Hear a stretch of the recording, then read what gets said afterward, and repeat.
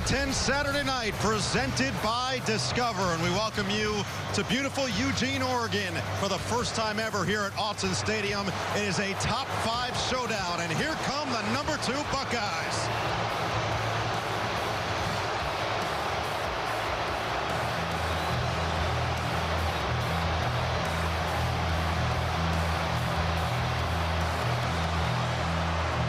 Will Howard, Ryan Day, and his team believe this is the year that they can get back to the top of the mountaintop and win a national championship. They're just looking to stay undefeated here today. We welcome you to the broadcast booth. Noah Eagle, Todd Blackledge, Kathryn Tappen, Paul Burmeister, Terry McCauley. We've got a full house, and rightfully so. This place is packed. It's number 2 versus number 3, and realistically, there's only so much you actually need to say. But it's one side that it's natty or bust. They have that mantra. The other side that wants to prove they belong with the big boys in the Big Ten. It's going to be a great show. We've circled this game from the beginning. So have both of these teams, players and coaches. And what you're going to see today, 2 veteran, savvy transfer quarterbacks leading their teams, a plethora of future NFL talent on both teams, on both sides of the ball. But the formula for success in this game is going to be like so many games of this magnitude. Who's the most physical team? Who can win at the line of scrimmage? Who wins a turnover margin? And who is most efficient in the critical areas of the game? Red zone, third down plays, and even fourth down calls and execution will be huge today. It is, as mentioned, the first top 5 matchup in this stadium. It also feels like it's the first marquee matchup of the new iteration of the Big Ten. You add these 4 teams on the West Coast, and now here you have number 2 versus number 3, and the Ducks making their way to the field. You know this place is going to explode. It's going to be exploding, and they're going to hope that this crowd can be a factor, because Dan Lanning and all the coaches have said there are no weaknesses that we can find in this Ohio State team. So we have to get any advantage we can, and the Autzen crowd is hopefully one for them. Not necessarily the biggest stadium, but arguably one of the loudest in all of college football. And when this team takes the field, they are ready to do their part. High volume, high intelligence, and this matchup has all the makings of what could be a special finish to what has been a special week in college football as the number 3 Ducks make their way on the field.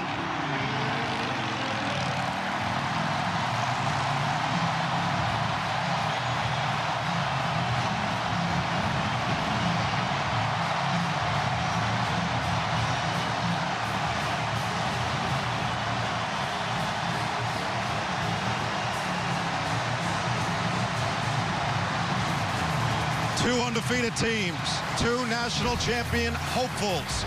Number 2 versus number 3. It's the Bucks. It's the Ducks. It's Big Ten Saturday night. Next on NBC.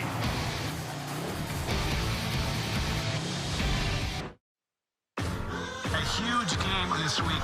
2 versus 3. Ohio State at Oregon. There's just excitement when you step into this building. The traditions that exist in this conference. Ohio State's got it. Oh, my. There's always competitiveness on Saturdays that comes with the game. Jeremiah Smith, ladies and gentlemen. Are you kidding me? You want to play in the biggest moments. Dylan Gabriel right there showing a little swag. It's something that, as a competitor, you dream of. You look for those big-time games. It's what football's all about. Elite matchup, elite weather day here in Eugene. 74, sunny skies, nothing but football weather as we get set for kickoff, and we send it to the 3rd and 4th members of our crew, starting with Kathryn Tappen. Well, Noah, Ohio State players have not shied away from discussing the magnitude of this game. Quarterback Will Howard told me this is an environment we must overcome. Linebacker Sonny Styles said you have to understand the talent you're going up against. This is a matchup game. And I just spoke to head coach Ryan Day. He told me the top priority for handling this environment at Autzen Stadium, play physical. Don't buy into the noise, pound them down, and win the game in the 4th quarter. Now let's send it over to Paul Burmeister. Kathryn, thank you very much. Significant injury news that has to do with the Oregon defensive line. Edge rusher Jordan Burch, their top sacker and the reigning Big Ten Defensive Player of the Week, listed as questionable with the lower body injury. He did not come out and warm up with the team within the last hour. Also did not run out with the team from the tunnel moments ago. Todd talked about the importance of physicality in this matchup. Burch is their most disruptive player on that defensive line. And Paul, we might see that influence right away because Oregon won the toss, elected to defer. Yeah, I mean, they're going to be tested right away. And the challenge number 1 for Oregon's defense is going to be to defend the run. The last time they faced a good running team with an elite running back in Boise State in week 2, they had a lot of problems. This is a better offensive line today and 2 elite backs that Ohio State will feature. Both teams produce a number of touchbacks. That includes Atticus Sappington. You've got Abuka and Ballard back to return for Ohio State. Dillon Gabriel will watch on this first series as his fellow transfer veteran quarterback Will Howard will lead Ohio State to begin this top 5 matchup from Autzen Stadium. And it will be the 22nd touchback of the season. A look at the starting lineups delivered by Papa John's. And for Ohio State, they bring in Chip Kelly. Year 1 as the offensive coordinator, and he has produced a lot of creativity with a lot of weapons. Yeah, and he is first and foremost wants to run the football. I'm very impressed with how this offensive line has played. Seth McLaughlin, one of those transfer portal acquisitions, came from Alabama, was a starter for Alabama, and he has really solidified the inside of this Ohio State offensive line. Dan Lanning was clear. This is not a team that you can say we're going to take one thing away, because the second you take one thing away, they have everything else at their disposal. That includes the elite running back duo of Judkins and Henderson, as Henderson splits out wide on first down. Howard to the air, over the middle, tipped at the line, caught by G. Scott, and he'll pick up 5 on a fortuitous bounce for OSU. Yeah, this is good for both teams, right? Oregon's able to get a hand on the football. It was an empty backfield, good protection, and then G comes down with the ball.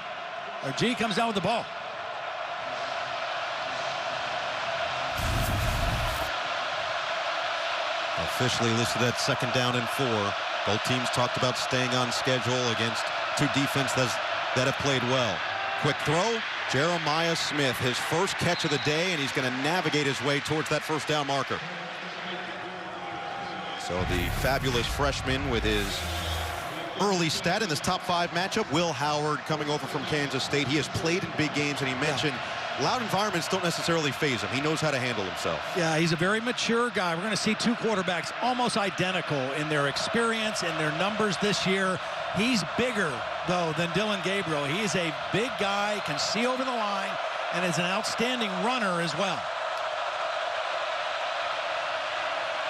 Howard in the pocket to the sideline, incomplete, a little bit too tall for Carnell Tate against this Oregon defense. And so far, we've been looking out for number 1, Jordan Burch. Have not found him with this defensive unit that's looked a lot better, especially the last couple weeks. Yeah, I mean, they've been solid. And now without Burch, and who's a real leader, they're going to have to lean on Derek Harmon on the inside, a transfer from Michigan State. Played very well last week against his old team. He's going to have to pick up some of the slack. Also, Jeff Bassa back full strength after battling an ankle injury for most of the early part of this season. Is a big guy to have back.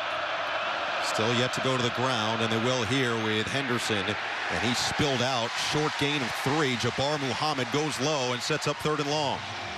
A lot of guys around the line of scrimmage. It was a condensed formation that time by Ohio State and allowed Oregon to get a lot of bodies around the line and able to stop it for a short gain. Big 3rd down play here.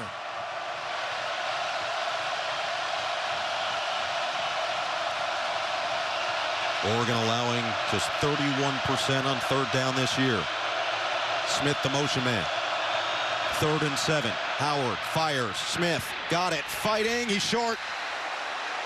Excellent job on the quick tackle by Brandon Johnson. Chip Kelly really believes that the size and strength of their wide receivers can be an advantage in this game against smaller defensive backs. But a nice tackle there by Brandon Johnson, and Jeremiah not able to get loose. Here's the first 4th down. We talked about it. Both coaches talked about how important 4th down plays are going to be in this game to sustain drives and to keep them teams on the field. You've got the big body of Henderson, 5'10", nearly 210 pounds, physical runner. Howard's going to keep it himself, and he's got the first down and then some. Plenty of space to work with as he sneaks through and moves the sticks. He's 6'4" and fully 235 pounds, going right behind his fellow transfer center Seth McLaughlin, and easily picks up the first down. We've seen Jeremiah Smith get his hands on the ball. Emeka Abuka coming off a career-high 3 touchdowns a week ago against Iowa. Might be time to get him involved as well. Judkins the back, Howard to the air, over the middle, And it is fought for. Ripped away by Oregon, but they're going to call that a first down. Kazmarek was the intended target. They'll give him the catch on a big gain down the middle. It's a perfect throw by Will Howard. And if he had control as he hit the ground, it can't be ripped out at that point. The question is, does he have full control? Terry, what do you see here? Yeah, Todd, I'm not seeing him get control right away. I think this should have been stopped for review. This is a big play. A gain of 32. Ohio State gets quickly to the line and ran the play to Judkins. It's a perfect throw. Beautiful ball placement. He's bobbling it on his way to the ground. Jeff Bossa was with him stride for stride, and the linebacker eventually came away with the football on the way up. Chip Kelly smartly getting to the line and getting the ball snapped right away before there could be a stoppage. Already feeling the comfortability from the fifth-year quarterback, Will Howard. And now Howard to the outside, Judkins. Room to work with a first down. Judkins out of bounds inside the 5. First and goal and a gain of 16. Tysheem Johnson, number 0, a safety, was on the boundary on the sideline and got tangled up with G. Scott and got knocked to the ground. And when he got up, he was facing the end zone and had no idea the ball was thrown behind him. And that's why Henderson was able to get so close to the goal line. 10th play of the drive, this opening drive of this big-time game. Yeah, and as Ryan Day told KT, the best way to take a crowd out is to be physical and move the football down the field. Beautiful drive to open this game. Howard keeps. Howard scores. Touchdown, Ohio State. What a start for the Buckeyes.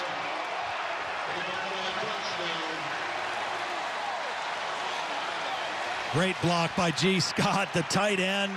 I was at practice on Wednesday and saw this a lot in their red zone. Watch G. Scott collapse down in. They're going to fake and follow. So you got to lead back with Judkins, and the big quarterback gets right on his hip and into the end zone.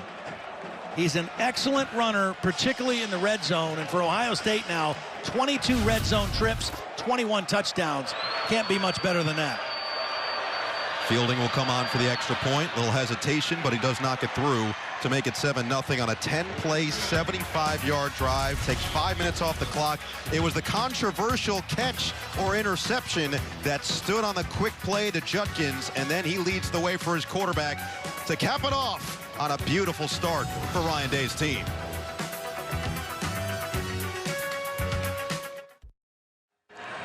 Good news for Jeff Bossa is that he's feeling 100% healthy. The bad news is he had an interception that looked like it should have been his, taken away. Terry McCauley, what'd you see on the play?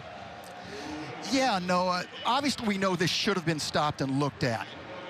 But we never see the receiver gain full control. This is just a battle between two players, and it's clear the Oregon player ends up with control ball long enough to complete the to perform that comment of the game on the ground. This is an interception in my mind. And they did not go back to review it. It was the quick play on the handoff to Judkins, and heads up, a lot of credit to this Ohio State offense for the way they operated on that opening drive. Fielding will send it away, and this will be another touchback for this Oregon offense. A look at the starting lineups presented and delivered by Papa John's. It's an offense led by a veteran quarterback. Once again, Will Stein, a younger offensive coordinator, and they've got a number of options themselves. They really do. They've got a great slot receiver in Tez Johnson, but I think Terrence Ferguson, the tight end number 3, can be an X factor for Oregon today. I mean, he's a matchup problem. He's an elite receiving tight end, 6'5", 265. He'll be a Sunday player. And he's a matchup problem for this very stout Ohio State defense. He's also built a quick rapport with his transfer quarterback, Dylan Gabriel, coming over from Oklahoma. As Todd mentioned, nearly identical numbers to Will Howard on the other side. A lot of motion, including with Holden, but they're going to hand it off. Jordan James, reversing field, slips a tackle. He turns a negative into a positive and picks up 4. Tui Moloau has to come from behind. Now, the strength of this Ohio State defense is their front. They have 2 powerful edge rushers, but I think their 2 inside tackles are the best part of their team. Go tempo, quick throw to the outside for Evan Stewart, and he'll fight forward to make it 3rd down and 1 for Dillon Gabriel in this Oregon offense. Gabriel, a calming presence, but he also brings this confidence and swagger to this team. Yeah, I mean, he has more starts than anybody in college football ever, right? And the guy has played in 3 different programs and played well. And he's a natural thrower, throws a very catchable pass, and the most accurate passer in all of college football coming into today. Reading the defense, he'll take it himself and keep the legs churning. He's got the 1st down. Dillon Gabriel is not nearly as big as Will Howard. He's listed at 5'10", but he's pretty powerfully built in his lower body. And he's able to kind of churn his legs here, go behind his big center for the 1st down. Some early pace reminiscent of when Chip Kelly was the head coach here at Oregon. Yet to huddle on this opening drive. Gabriel, the southpaw, delivers, and it's incomplete. Broken up by Caleb Downs as he was looking for that tight end Ferguson. Yeah, beautiful coverage by Caleb Downs. Both these safeties in Jim Knowles' defense are outstanding. Downs was the most coveted transfer portal acquisition. Led the Alabama defense in tackles last year as a true freshman, and came over and just stepped right in beautifully to a very veteran defensive unit. A unit that the vast majority of these starters were here last season in similar or exactly identical roles. Late handoff, James, and he doesn't go very far, gets a yard. It'll set up 3rd down and 9 against an Ohio State defense that is menacing. One of the best in the country. In fact, a number of categories they lead the country. Yeah, well, again, it starts up front. They're not a heavy blitz team because they don't have to be. Gabriel got it. James. And it's going to be 4th down and 3 as Styles makes the tackle. And now it's going to be a decision time for Oregon in this offense. Well, we saw Ohio State go for a 4th and very short. This is a different situation, no. It's 4th and at least 2.5, and you're on your side of the 50-yard line. Got to trust that your defense can have a better series and try to pin them back with a punt. So Ross James will come on. Had a 69-yard punt against Boise State week 2 this year, and Brandon Inniss back deep for the return. See if they can flip the field. This one angling. Will bounce, take somewhat of an Oregon bounce, get it inside the 20 on a 44-yard boot. This will start at the 15 for an Ohio State offense that was rolling on their first drive, already up 7-0.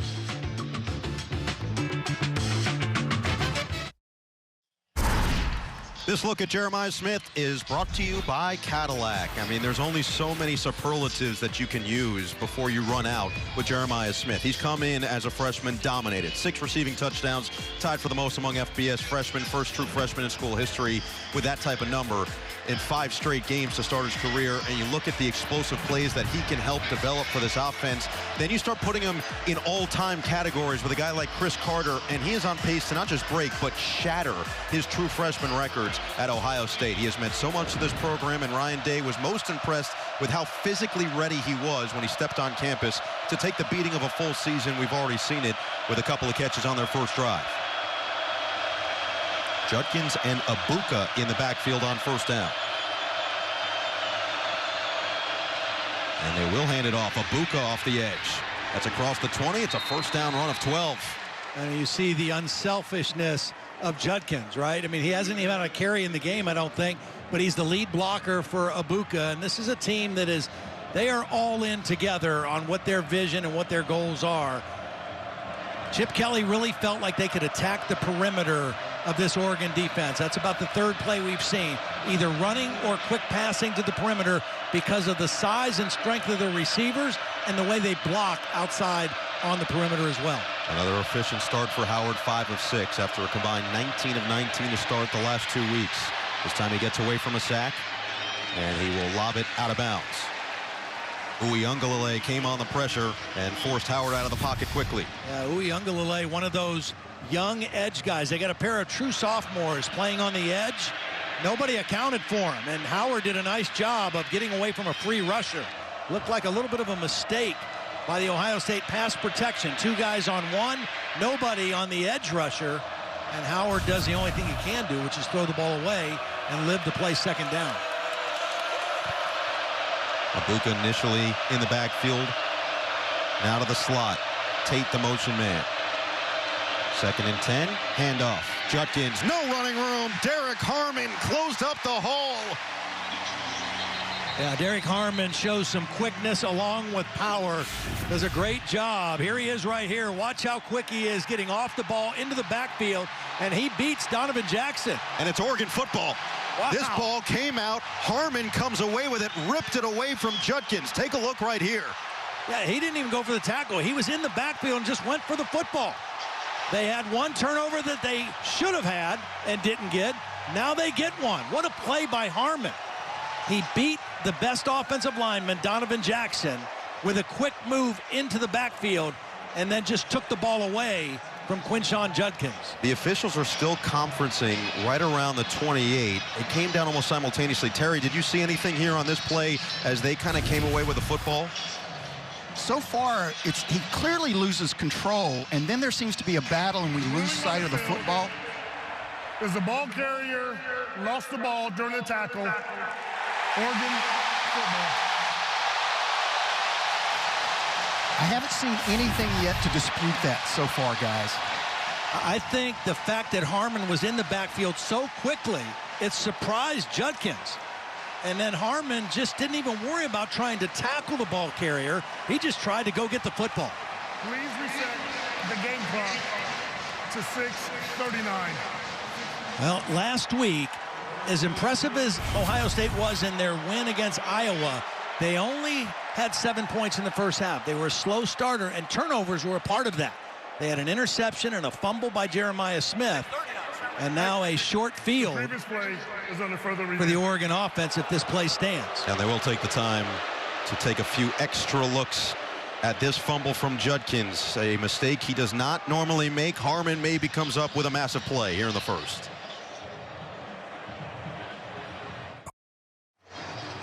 Well, back here in Eugene, the call was confirmed. The fumble stands, and what a play by Derek Harmon. And this is the end of it. Harmon goes right for the football, and with his size and strength, rips it away. Watch how quick now he gets into the backfield. He anticipates the snap count. He beats Donovan Jackson. Actually, that was a heck of a play. That was Amari Washington, 52, who got in the backfield, and Harmon came through to make the play on the ball. So now it's a short field. Dylan Gabriel has loved the complimentary football they're playing, and it helps when you've got this guy, Jordan James, running over defenders. 1st and goal inside the 5. 25 on the ground the hard way. We talked about the Ohio State receivers blocking. Watch the blocking downfield by Oregon's Holden and Evan Stewart, number 1, number 7, staying on their blocks and allowing their back to get down inside the 5-yard line. Big explosive runs can only happen if you have good blocking on the perimeter, and Oregon did a great job on that one.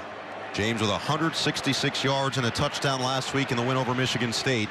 Now here it is, 1st and goal. Both teams had talked about being efficient in this area. James, can he pay it off? Yes, sir!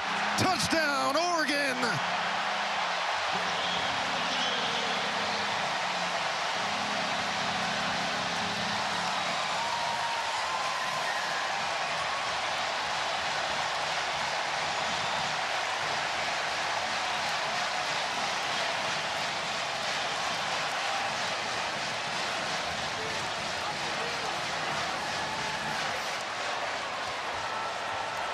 They capitalize on the short field from the fumble. And now this Oregon offense initially looked like they were going to stay on. They'll quickly shift back into the extra point.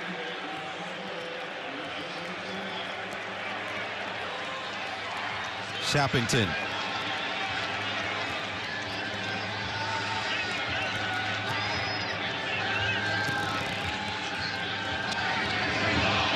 Oh, and a bot snap. Looking to get away.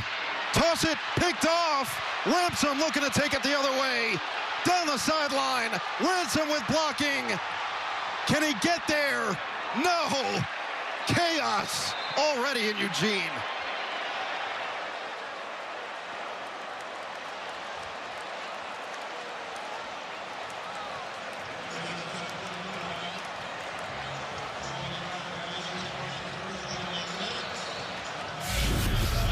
Well, you'd like to think this is automatic. It was a good snap, just a bobbled hold. It was the snap from Luke Basso and the hold by Luke Dunn. And then Dunn tried to make something happen. Ransom was right there, and at a moment looked like he was going to take it the distance for 2 points.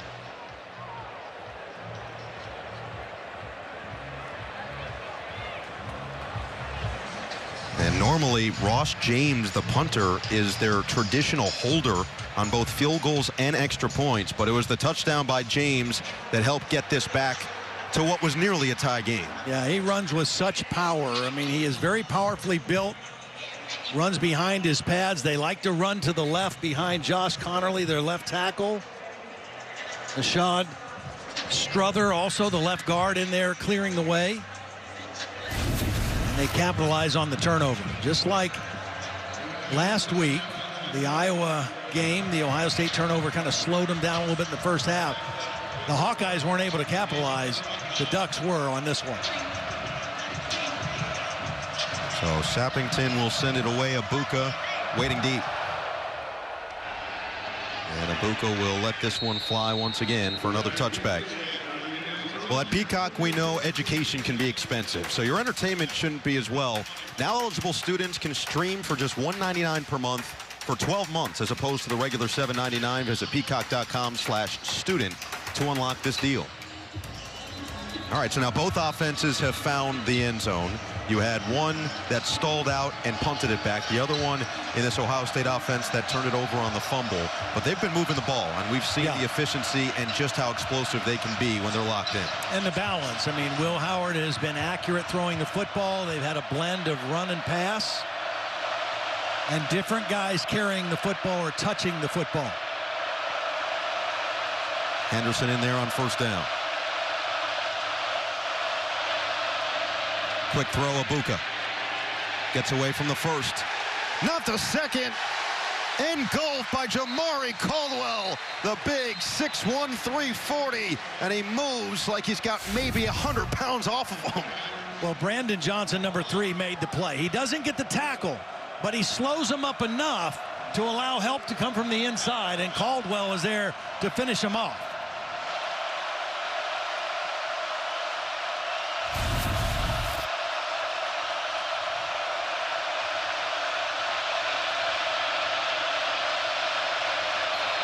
Second down and 12, and we've got a flag, and let's hear from Larry Smith.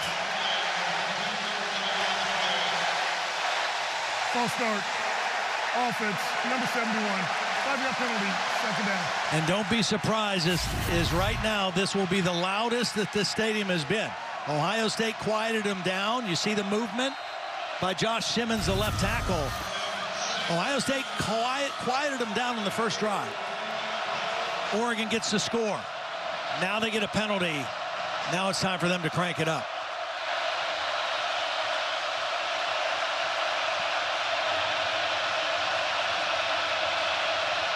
Play clock down to 5 on 2nd and 17. Howard going to take it himself, and he's got some wheels. Gets it across the 20 to the 24. I think they wanted to run a shovel pass here to Brandon Inniss, number 11. Watch as Inniss comes across. He's covered. And so Will Howard has to keep the ball. The shovel pass is not there. He ends up keeping it for a very short gain. And now 3rd and 11 for the Buckeyes.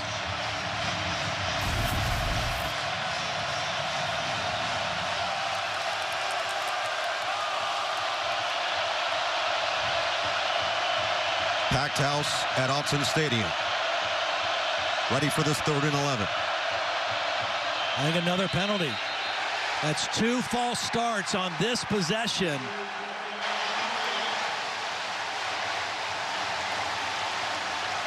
False start. Offense, number 88. 5-yard penalty, 3rd down. G. Scott, the tight end. You know, every team practices with crowd noise. I was at Ohio State's practice on Wednesday, and they were cranking noise in. Just a little bit of a flinch. And you just have to really try to concentrate. And if you can't hear it all, you have to watch the football. You have to look in and keep your eyes on the ball and not move until that ball moves. There's a reason that Oregon has won 31 of 32 games in this stadium. Play clock down to 2. 3rd and 16. Quick throw. Howard with a completion. Abuka, nowhere to go. Kobe Savage, 4th down. Kobe Savage, very familiar with Will Howard. They were teammates at Kansas State. Both transferred to different places, and these smaller defensive backs are doing a pretty good job tackling on the perimeter. Ohio State trying to get the ball quickly to their bigger receivers, and Oregon is stepping up to the challenge out there in the last couple drives. So Joe McGuire, the Australian sophomore, will come out to punt, and it'll be Tez Johnson, who is incredibly dangerous and dynamic with the ball in his hands, back to return. He had a touchdown of 85 yards on a return against Boise State. The play clock ran out, and they do whistle it dead. Delay a game. Kicking team. 5-yard penalty. 4th down.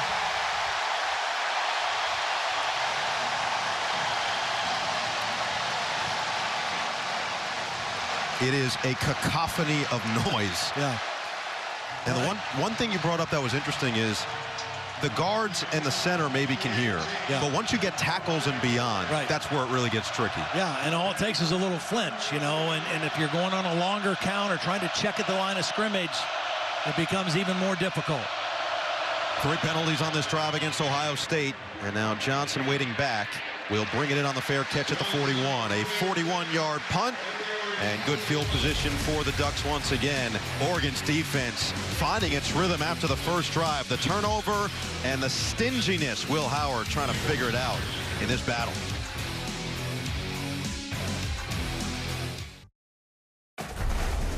Big Ten Saturday Night is brought to you by Abbott. Learn more at big10.com.org/Abbott. By Genesis Motor America. Learn more at genesis.com. And by Progressive Insurance, the right call for your home and car. Well, these teams have played 10 times before. This is the 11th meeting. Ohio State leads 9-1, and one of those includes the 2015 National Championship game. Number 4 Ohio State over number 2 Oregon. Our own Joshua Perry, a big part of that team as a captain, and the Buckeyes with another national championship to their name. So Oregon has gotten the crowd back involved after the fumble. They get the touchdown, and now the defensive stop with a chance to pull ahead for the first time. Tez Johnson coming out of the backfield. They got to find a way to get him involved. Gabriel looking that way. Instead, set up the screen. It's Ferguson, the tight end, and he just barrels over Jordan Hancock to pick up 4. Nice idea. Try to use Johnson as kind of a decoy on that and slip the screen to the tight end. Ohio State reacted pretty quickly. James stays in there. Play action pass. Gabriel throws middle. Open. Stewart's got it. Big gain deep in Ohio State territory.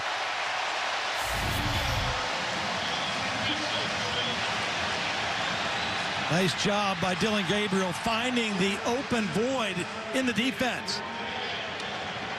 Beyond the one safety and before Ransom could get there. They got this play off quick, and there was a 3-edge rusher as Holden will get it back to the line of scrimmage and out of bounds.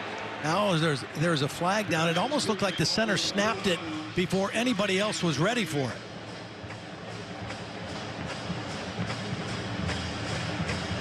We'll see if it is against the sophomore Pancho Lalaulu. Illegal shift on the offense. 5-yard penalty, 1st down.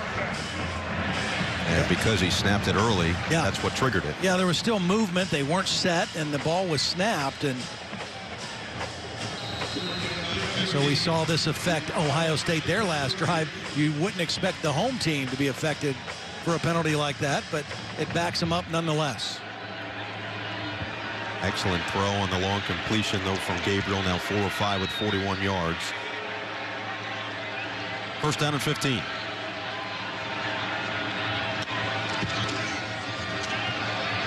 James up the gut. Just keeps those legs churning. Gets it past the initial line of scrimmage to the 26-yard line. Yeah, he's coming off his best game as a running back. 24 carries, 166 yards last week against Michigan State. Running with a lot of confidence. practices hard. They love his energy. They love his attitude. Now he's out as a wide receiver here. Empty backfield. Johnson in motion to the backfield on 2nd and 8. Gabriel stands in there, steps into one. Incomplete, looking for Stewart. Tight coverage by Igbinosun, and no flag comes in. Well, he had Stewart coming on the over route, and he had Tez Johnson on a little option route.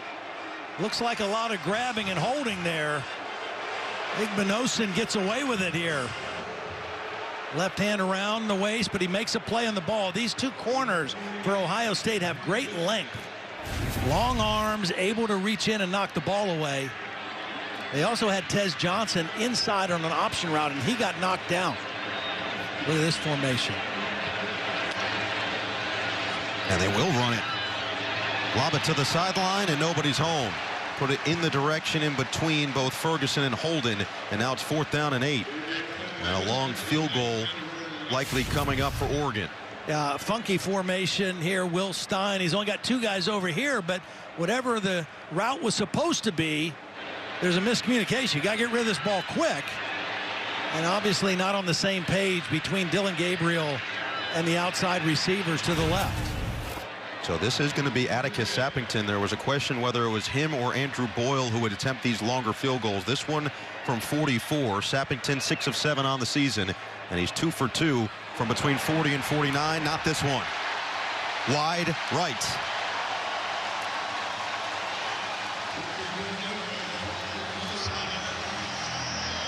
Missed opportunity for Oregon with a short field once again.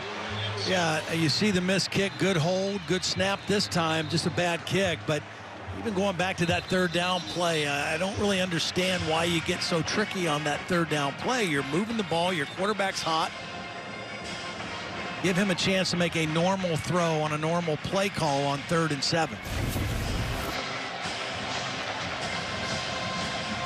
So Ohio State had taken the crowd out of it on that opening 10-play drive down the field.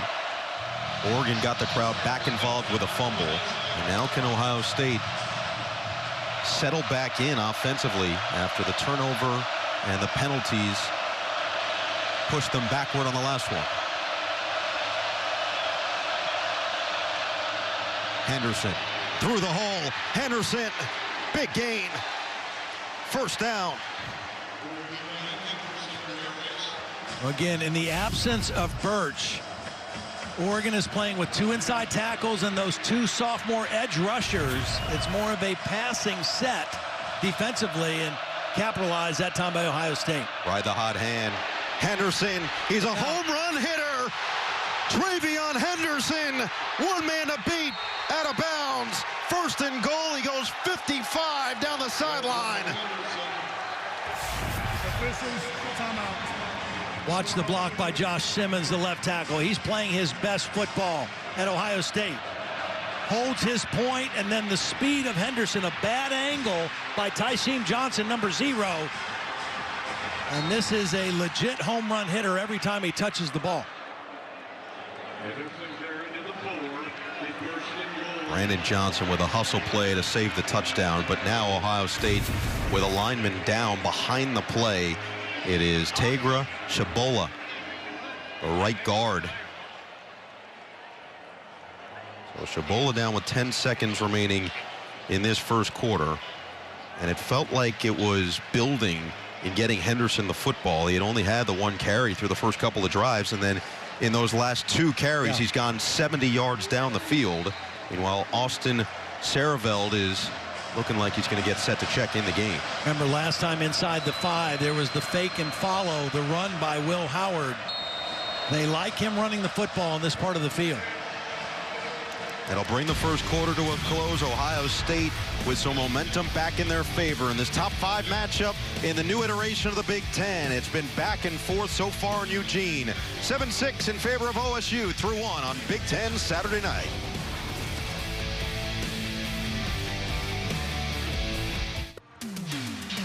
Aerial coverage brought to you by Ford. Well, Ohio State is loaded top to bottom on both sides of the football, and that includes the backfield. Running back duo of Henderson and Judkins, two of the more decorated running backs in the entirety of FBS to this point in their careers, and they've really had to get comfortable with one another. For more on that, we go down to Catherine Tappan. Yeah, Judkins said it's been super beneficial to learn from TreVeyon Henderson. He told me Trey knows the culture of OSU and everything about it. He's been through the highs, the lows with the program.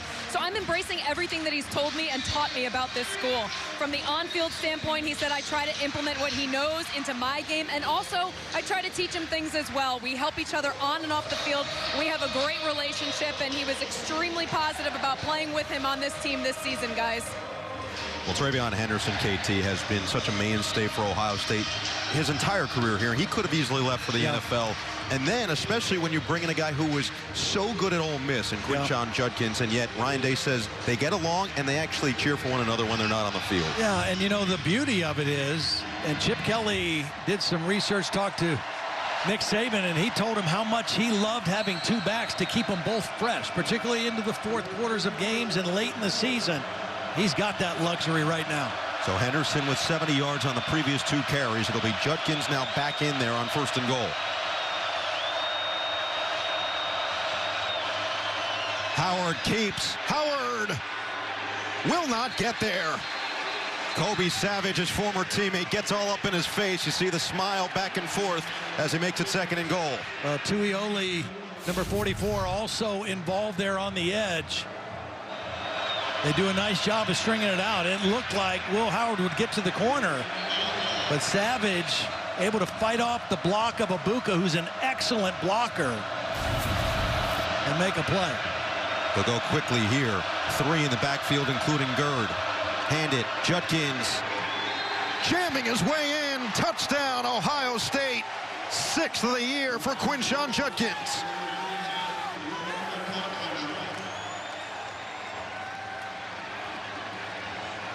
Yeah, Patrick Gerd had got the key block on that, did a beautiful job of coming out of the backfield. That one looked like a throwback and a tribute to Woody Hayes coming into the full house backfield. But watch this block leading the way for Judkins.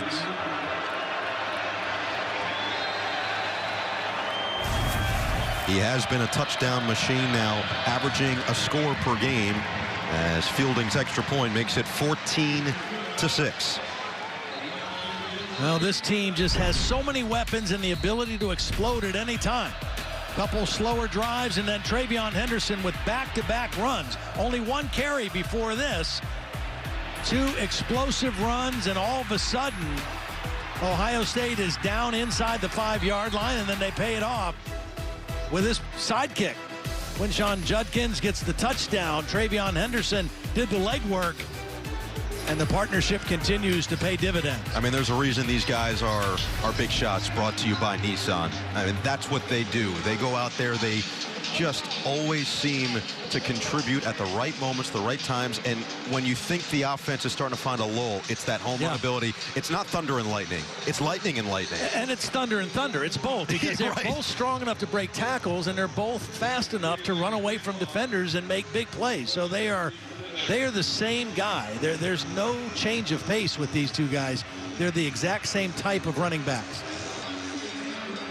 Fielding will send it away to Whittington, who also had an impressive return week 2 against Boise State. Special teams have been a spark plug for Oregon, but not this time, as Whittington lets it sail into the end zone. Don't miss St. Dennis Medical, an all-new comedy about Oregon's 3rd best medical center. From the network that brought you The Office, St. Dennis Medical premieres November 12th on NBC and Peacock. A great look at the United Cam as Dillon Gabriel and this Oregon offense come back on the field.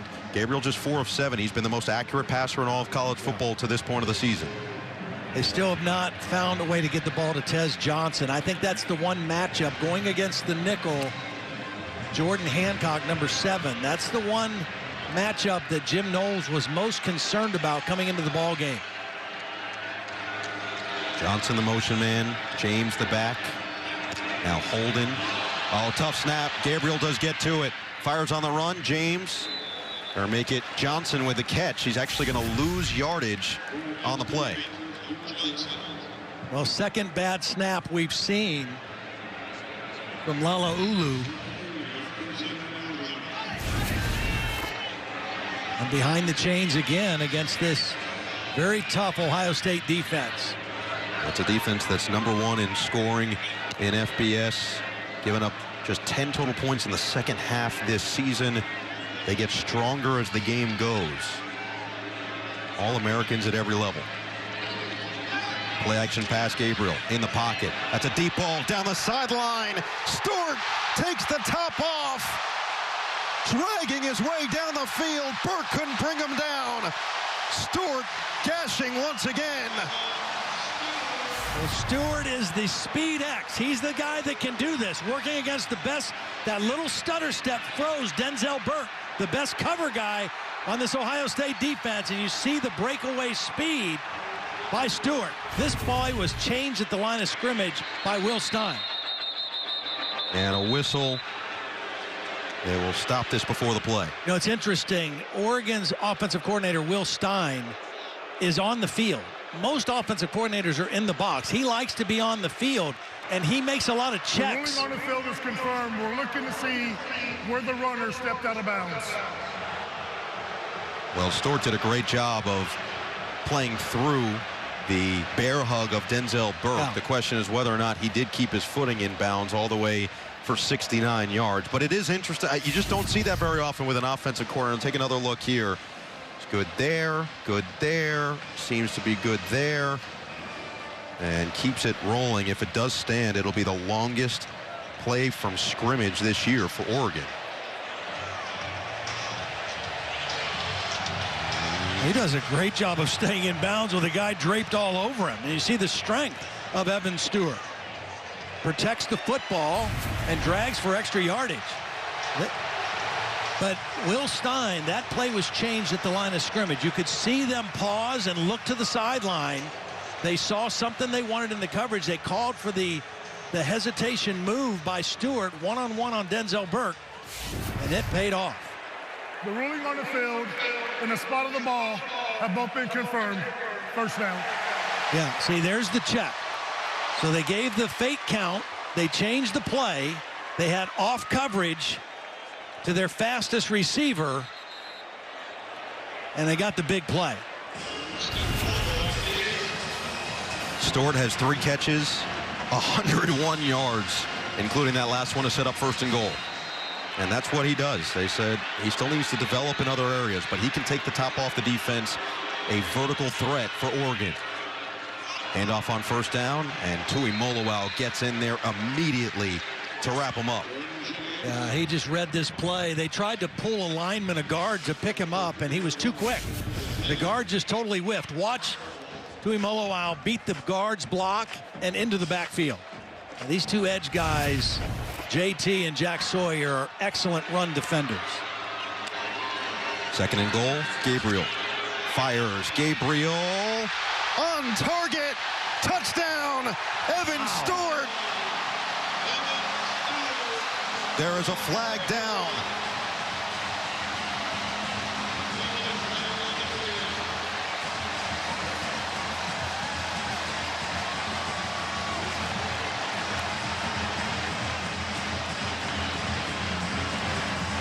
The ruling on the field is a touchdown. During the play, personal foul, face mask, defense number 7. That penalty will be enforced on the kickoff. Noah, you said there are areas that they wanted to see Evan Stewart improve on. One was being more physical against press coverage. This was press coverage by Denzel Burke, and he beat it. Drew a penalty as well, but he beat it right off the snap. Beat the press coverage. That was the one area that Will Stein said he needs to get better at that. Back-to-back big-time plays. Another funky formation. They will run it and squeeze it through. It's going to be short. It was Kenyon Sadiq, the tight end, and it'll stay at a 2-point game. Evan Stewart has had some big catches already this year, but maybe none bigger than this one to this point. 69 yards, dragging Burke, and they let him finish it off. Lob it up there. Yeah, Stewart is back there somewhere. Physical grab, and Oregon back within a score.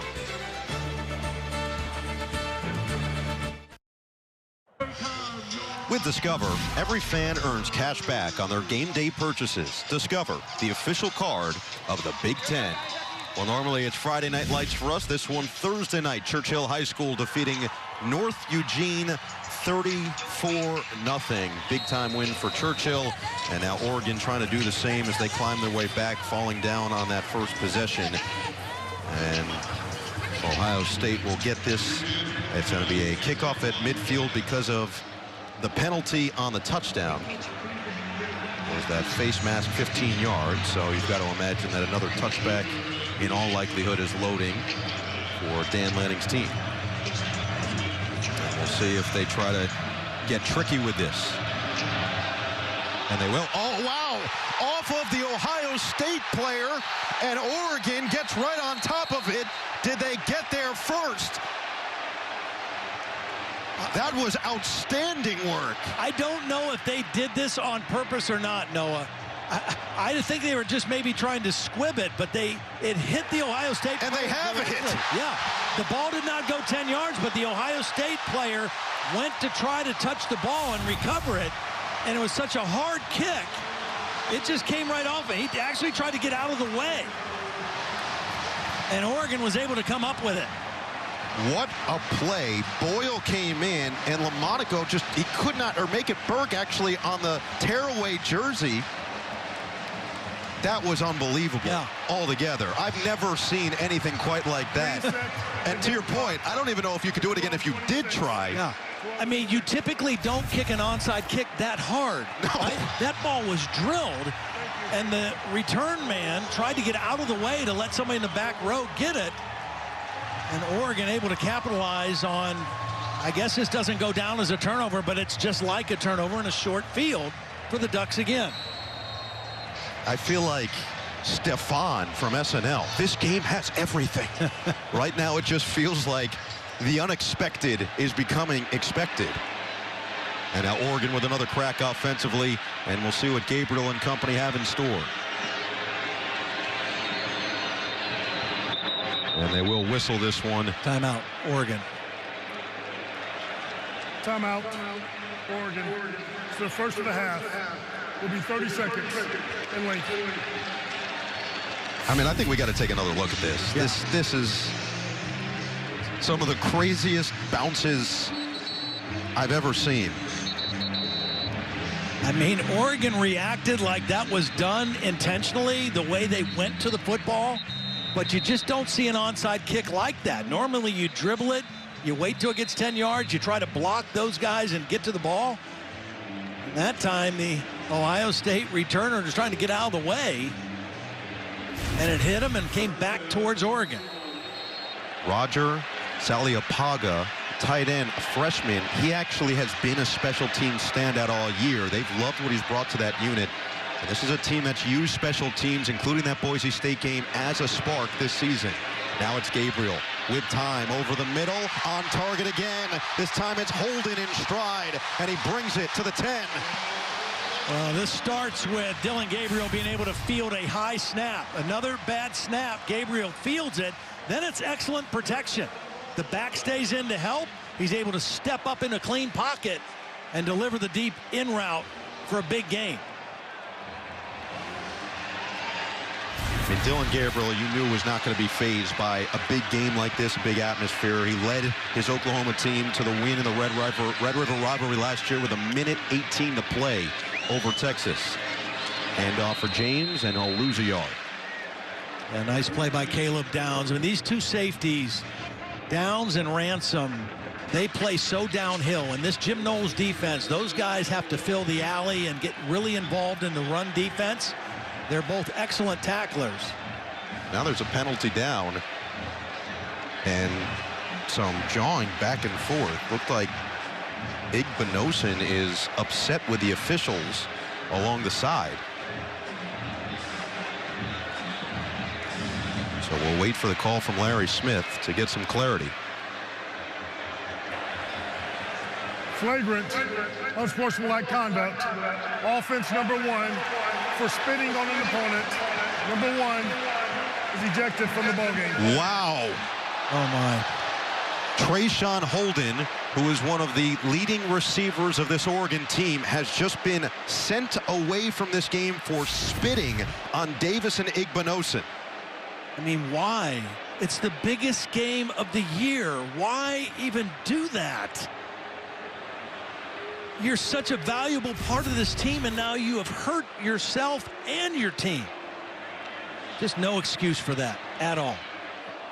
This is an Oregon offense already playing without Gary Bryant Jr., who's trying to work himself back from injury at that wide receiver spot. We've seen Stewart have some big catches, but Holden just had the huge 32-yard gain to get them into a goal to go. I mean, I get the back and forth, the jawing, but that is just ridiculous. I wondered if that was it, the way Igbinosun was coming over the sideline, rubbing his face and asking for a towel. Unbelievable. And so now 2nd and goal from the 25, and James just trying to get some of it back. Will get it to the 22. You've already had a missed field goal from 44 yards out, although you wonder if Boyle would come in there as Holden makes his way off the field, and that'll be the last we see of him tonight.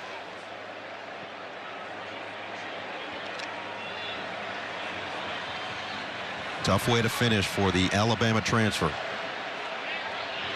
3rd and goal from the 22. Gabriel may have been tipped, didn't matter, as it's caught by Stewart out of bounds. It'll get it back to the 9 and make it a much more manageable field goal. Yeah. Well, needless to say, Evan Stewart is going to have to continue to step up and be a bigger part of this offense. Already now his 3rd catch, I believe, and that was a good one just to get, or 5 receptions just to get them into this range. Got 124 yards in this game. I mean, Tez Johnson has a catch and it's -2 yards. Meanwhile, Terrence Ferguson just 1 catch for 3. It'll be Atticus Sappington who missed from 44, this one from 27, to put his team up for the first time here today. James the holder this time, and he drills it. Oregon capitalizes on what was a pseudo onside kick, but they lose one of their biggest weapons, now up by 1.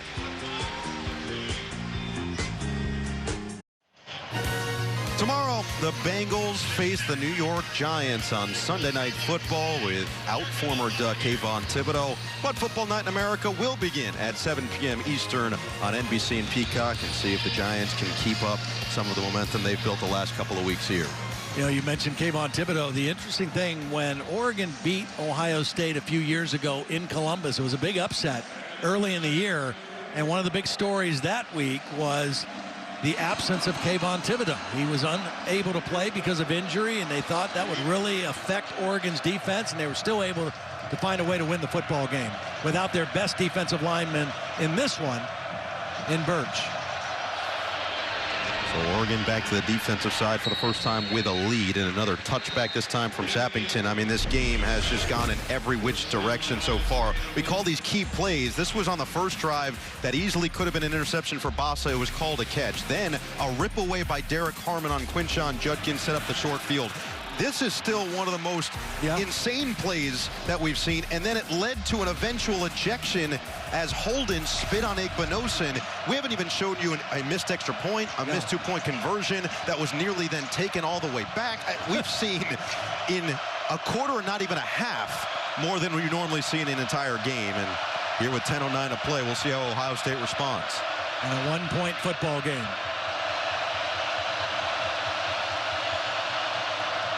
Henderson, not this time, denied at the line of scrimmage.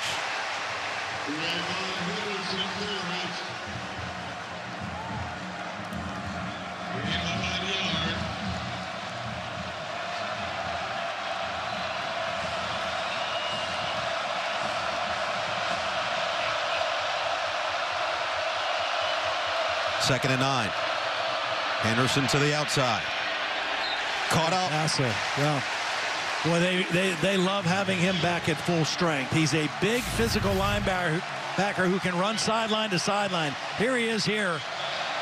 Henderson, we've already talked about his speed, and Bassa tracks him down and knocks him out for a very short gain. Back-to-back big-time plays by this Oregon defense against the run of Ohio State. Buckeyes 0 for 2 on third down so far.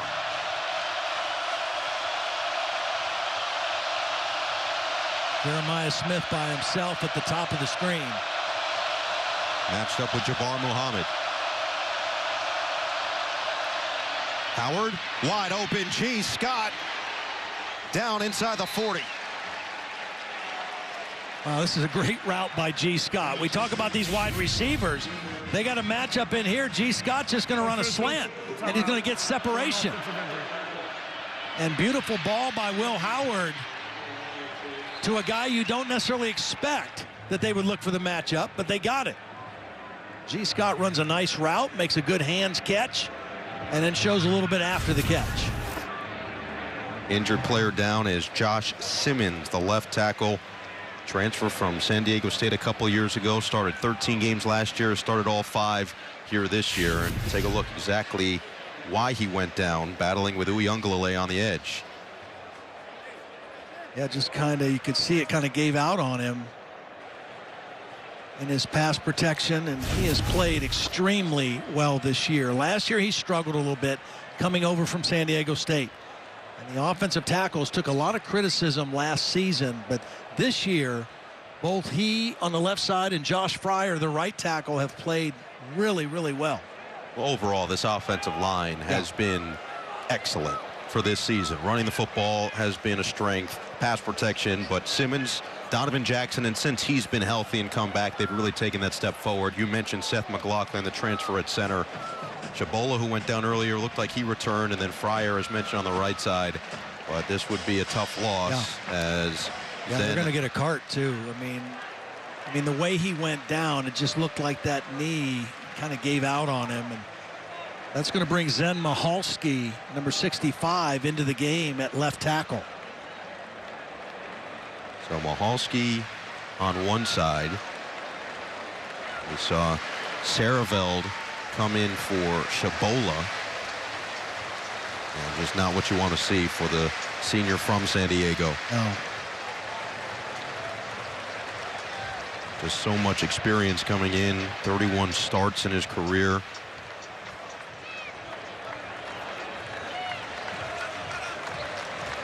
Simmons will make his way back. Quick reaction as well to get him onto the cart. So yeah, now Ohio State, as you just said, 2 backups in their starting offensive line, conceivably for the rest of the game. We'll wait to see what Chabola looks like if he can make his way back consistently. He was trying earlier, but it all still for a first down here at the 41.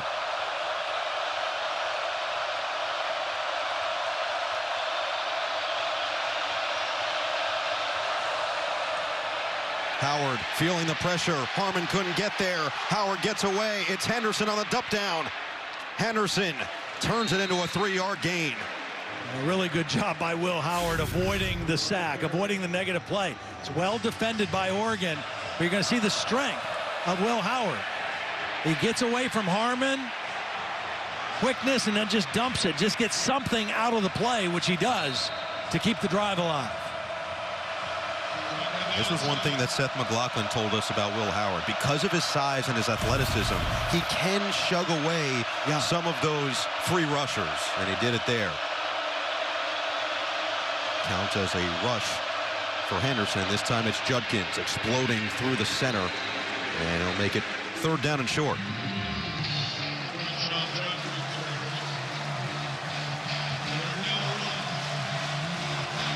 You know, I wouldn't be surprised. I mean, this is going to be a 2-down territory for Ryan Day. Already went for it on 4th down with a quarterback sneak. This could be a play here where they maybe show run and take a big shot down the field, knowing that they're going to go for it on 4th down. Jeremiah Smith up here. Howard kept it on 4th down. This time he'll hand it off. And Judkins is stopped. Lost yardage. Tui Moloau, the first contact.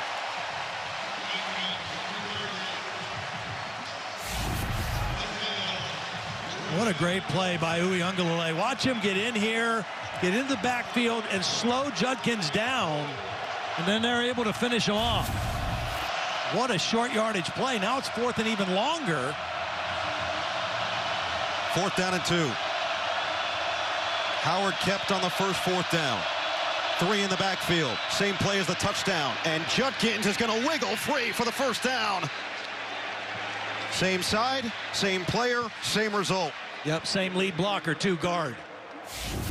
And we said they're lightning and lightning, and they're also thunder and thunder. This is a get your nose dirty, get in here and run behind your pads and fight for extra yardage and get the first down.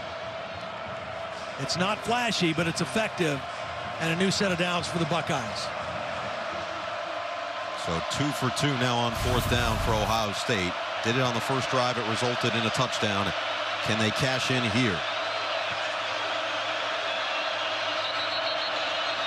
And a timeout called by Oregon.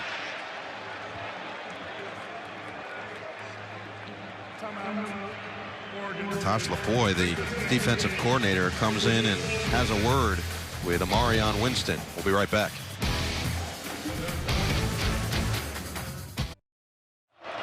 Back in Eugene, a place where Chip Kelly had great success as a head coach, really took this program to a new level and revolutionized the game in a lot of ways. I had a great time visiting with him on Wednesday, and he told me about a system he uses with his quarterbacks called CLC, Cognitive Linguistic Coding. I'll explain that after this play. It was pretty fascinating.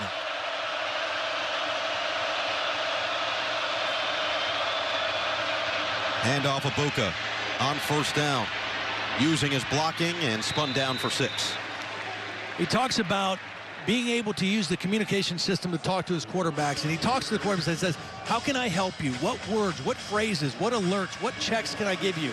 I don't want to give you a lot of long sentences. I want to give you short bursts of words and code words to help you at the line of scrimmage. And it's different for each quarterback. He actually said he got an appreciation for that doing TV when he was out of coaching and trying to do studio and fit all these thoughts he had into a little 20-second soundbite. We appreciate the shout out, Chip. 2nd down and 3. Judkins, first down. Well, this is a relationship with Chip Kelly and Ryan Day that goes back, I mean, all the way until Ryan Day's youth. Before he even got to college, they knew each other from that same area in New Hampshire. He played for him at New Hampshire, and then Eagles quarterback coach, Niners quarterback coach in back-to-back years in the NFL. It's a role reversal Freaky Friday of sorts, where now one's the head coach, the other the offensive coordinator, but it's a relationship that continues to grow and has been really beneficial for both. Yeah, it's a very unique relationship, and I think it's working really well for Ohio State. Abuka, the motion man, on first down. Play action for Howard. Steps into it and will swing it to Judkins. Sheds a tackle, spins, and is dragged forward by Savage to the 15. Again, nice decision by Will Howard. They've got deep routes going down the field. There's pressure coming. There's a free rusher coming.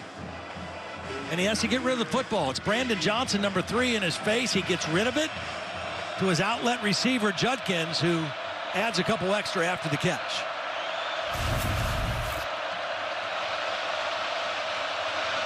Howard rifles. He was looking. He just throw it up to him and see what happens. He has a knack for holding a defender off with his left hand and reaching up with his right hand and making one-handed catches. Good coverage. He gave it a shot. He's been successful at that the last 2 weeks. And that time it was incomplete.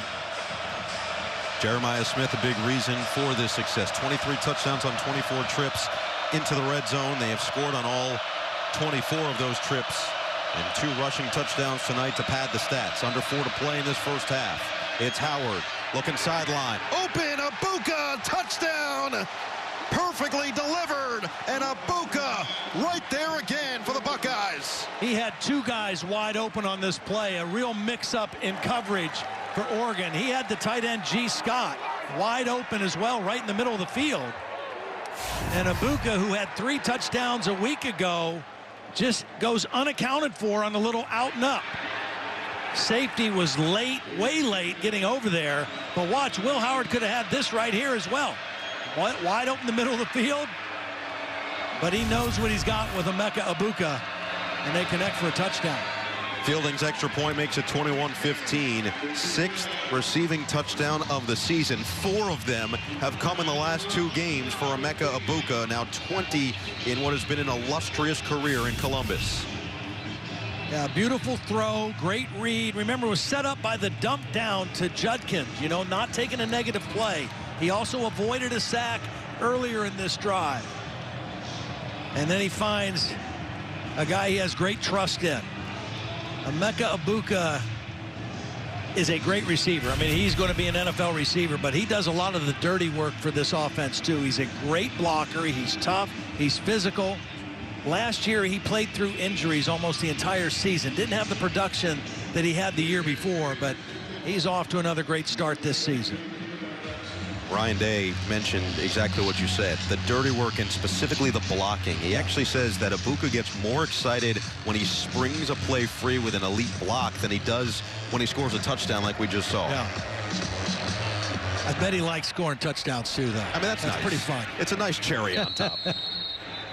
This has become wide receiver U, and it's hard to argue in the last 5 years what they've done in the NFL. Paris Campbell, a second-round pick. Terry McLaurin, a third-round pick. And then the string of first-rounders. Wilson, Olave, Smith-Njigba, and Harrison in 3 consecutive drafts. They have produced 4 first-round receivers, and that's the other thing Ryan Day told us this week is that guys like Emeka Egbuka, they care about now passing it down to that next generation, the Jeremiah Smiths and beyond, the Carnell Tates, who they believe is going to be an outstanding NFL player himself. And Egbuka has really carried that this year in particular as a captain of this team. And it all starts with the wide receiver coach, Brian Hartline. That's the guy that gets them all there to begin with. Nice run, James. First down. This kid's run well today. It's his 9th carry. Over 50 yards. And there's a discrepancy on the spot as to whether or not this is going to be second down in inches, and it looks like it will be. So they'll get quick, run it. James, this time, no doubt. So a lot of time. Dillon Gabriel has to be very smart with the football here. It's a 1-score game. They're in fine shape. Can't get greedy. You know, he's had 3 interceptions this year. They have all come in the last 2 weeks and all in the red zone. And he even told us he took full responsibility. He says, my eyes were bigger than my stomach, and I forced it, and I didn't, you know, make the right decision. Even a guy in his 6th year can be prone to make bad decisions. Just keep it on the ground. And right now it's chewing up yards across the 45 to the 46. I think part of this is Dan Lanning does not want to give Ohio State the football back either, right? Oregon won the toss and deferred. So they want a nice long drive here. Sure, they want points, but they really don't want to give up any more points right before the first half ends. They've got 1 timeout to work with in the 2-minute timeout. Ohio State with all 3. Johnson in motion. 2nd and 4. James, powerful runner. First down. Doesn't matter if the contact comes. He's going to punish you and drag you along. Yeah, and now's a good time to go play action and take a shot because James is asserting himself. They've got the first down. Still got to find a way to get Tez Johnson involved. He's too good of a player and too important to this offense. Here he is right here, number 15 in the slot. And I don't think they're going to run this play. They'll take it to the 2-minute timeout in a 6-point ball game. Oregon will get the football to start the second half. They've gotten some explosive plays. There's been some chaos on both sides. Egbuka puts the Buckeyes back in front with Oregon driving in the last 2 minutes of the first half.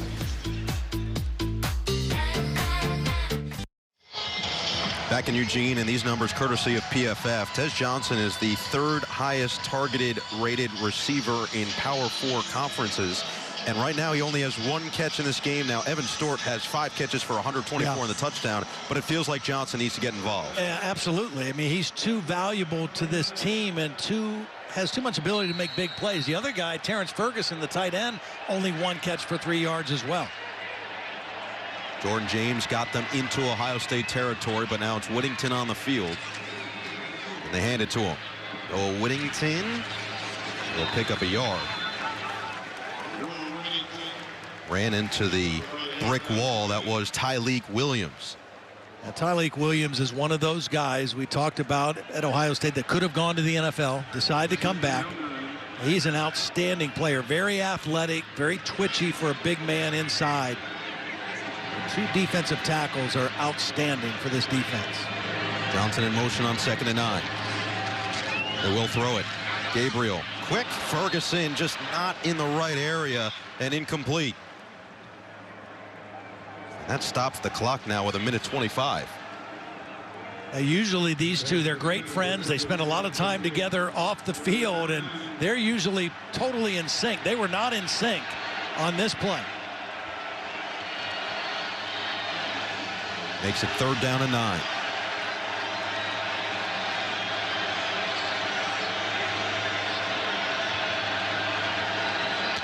Some miscommunication from Ohio State defensively. Gabriel looking to take advantage with a deep ball. Again, separation. Johnson in the bucket. Touchdown. 48 yards.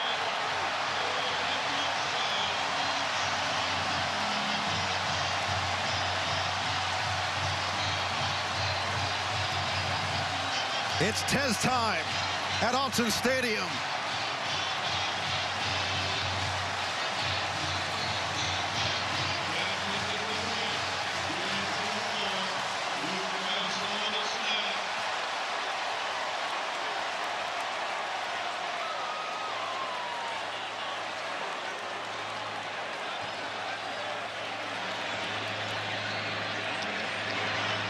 They've already missed an extra point on a bad snap, but this time Sappington has no issues and gets the number 3 team in the country back in front.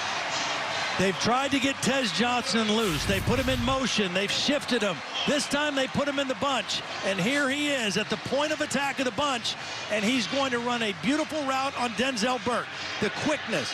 He has both quickness to get separation and then top-end speed to run away from people. Very unique skill set. And they finally get him loose for a big play. That's 2 times now Denzel Burke, the best cover guy, a high NFL draft pick for this Ohio State defense, has been beaten on deep routes. Kind of biting on the little stutter step move earlier against Stewart. That time got fooled by the quickness and escapability of Tez Johnson. Gabriel and Johnson have formed a quick bond on and off the field. Tez was Bo Nix's guy, his adopted brother. Yeah. They spent so much time together, living together in high school, running routes in the backyard. But in comes Gabriel, and you always wonder, okay, what does that look like now from a guy you were so comfortable with that you're literally related to a guy that you've literally never met coming into the season. And a lot of it falls on the two of them taking the time together off the field. They have built it, and they both have nothing but great things to say about the vibe that each one brings to the offense. As this one will be another touchback, and we go downstairs to KT. Yeah, guys, more on that. Johnson was adopted at age 15, and he told us at that time he was just a kid doing his own thing, growing up in subsidized housing in Pinson, Alabama. He said when he walked into the Knicks house for the first time, he immediately noticed their lives were far more structured. He said when Bo had all the attention on him in high school, I was in his shadows. I was watching every move, seeing how it would one day benefit me, and he certainly learned from one of the best, and we're seeing the results of that here tonight, guys. I love the story about how they would go into the backyard and Bo would just throw him route after route after route, and you go, what is this all about? I don't know why we're doing this. And then the next game, he had 17 catches, and he goes, oh, this must be working. Well, a lot of time still here for Will Howard and Ohio State. They have all 3 timeouts in 1:17. Howard to throw to the side, and it is caught on the comeback by Smith. Clock still going, though. Chip Kelly and Ryan Day have absolute trust in their quarterback, Will Howard, in a situation like this. Howard rifles. It's Smith again, and this time it will be a yard shy out of bounds as Reed applied some contact.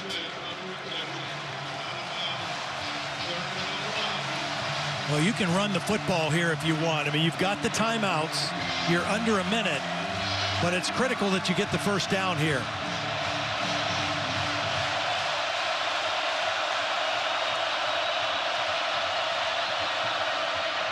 It will be a run. Henderson, not there.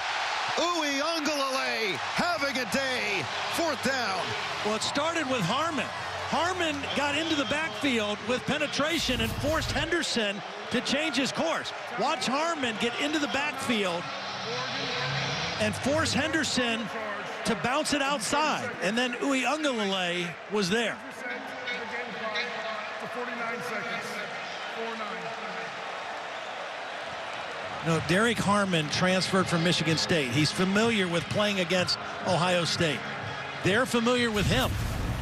He played great last week against his old school, and he's having a heck of a day today without his sidekick, Jordan Burch, there lined up next to him. Harmon coming off a career year last year. There is Burch, who's out of this game after sustaining an injury in practice on Thursday. Their leader coming in sacks, tackles for losses, and fumble recoveries.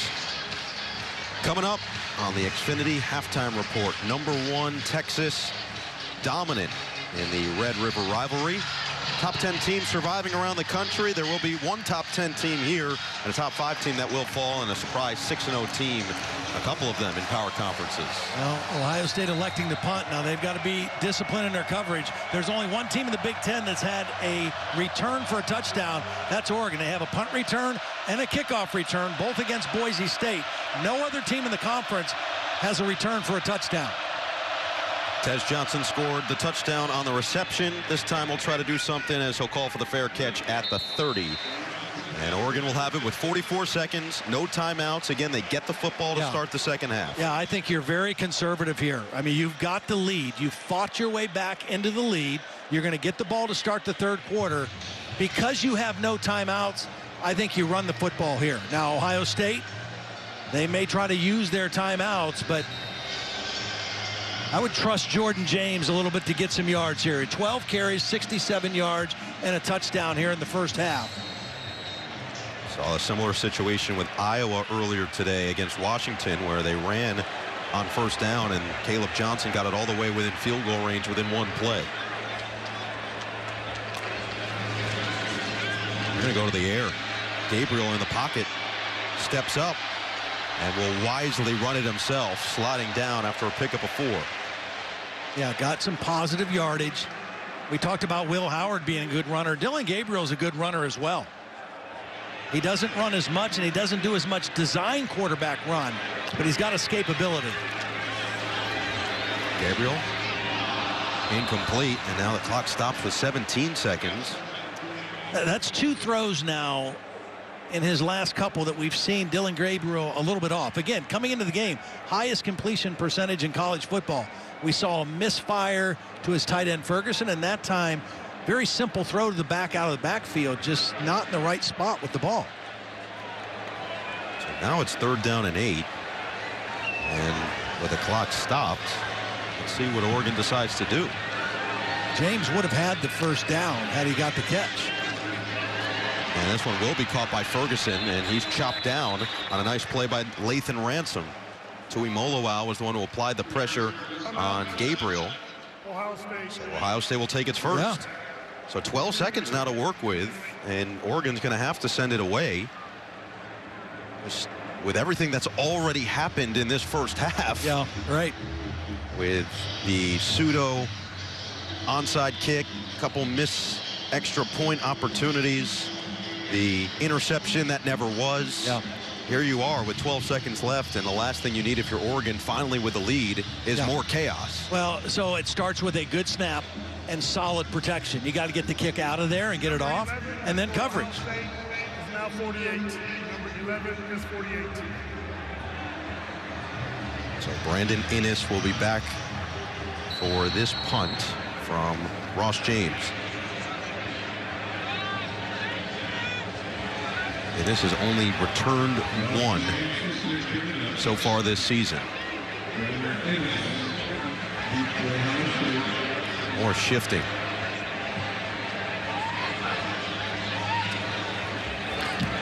Get it away cleanly. Fair catch called and made at the 20 with 6 seconds on the clock. A 45-yard punt.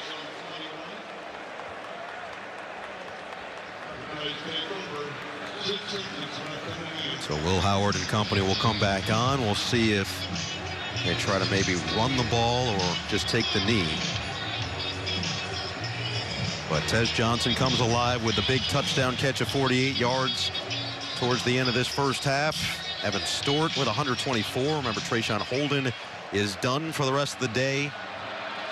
And Howard will take the knee and send us to the half in this top 3 showdown at Autzen Stadium. A 1-point game through 2 quarters. Dillon Gabriel, 11 of 16 with 213 yards and 2 touchdowns. As we send it down to Paul Burmeister. Coach Lanning, of all the crazy plays that happened in that second quarter, which one mattered most? Hey, the next one. It's about the next one. We talked about throwing jabs this game. We got to keep throwing jabs, make them connect. It doesn't have to be a haymaker. Some explosive plays from our offense really showed up. Got some good stops from our defense. Got to eliminate the explosive runs. Your side worked awfully hard to get this momentum here recently. How do you keep it going to the second half? Yeah, start off hot. We got to come out in the second half, establish our physicality, and play ball. Dan, thank you. Appreciate it. All right, Paul. Well, Dan Lanning has to be pleased with the way his team responded after Ohio State took the football, went right down the field, and got that early score in the first quarter. It's Oregon 22, Ohio State 21. We'll send it back to our studio crew after this in a one-point ball game from Autzen.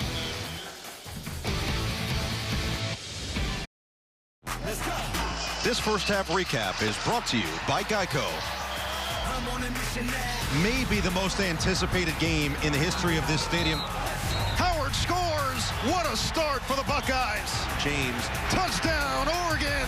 Judkins jamming his way in. Gabriel fires on target. Abuka, touchdown! Johnson in the bucket! Get more with Geico.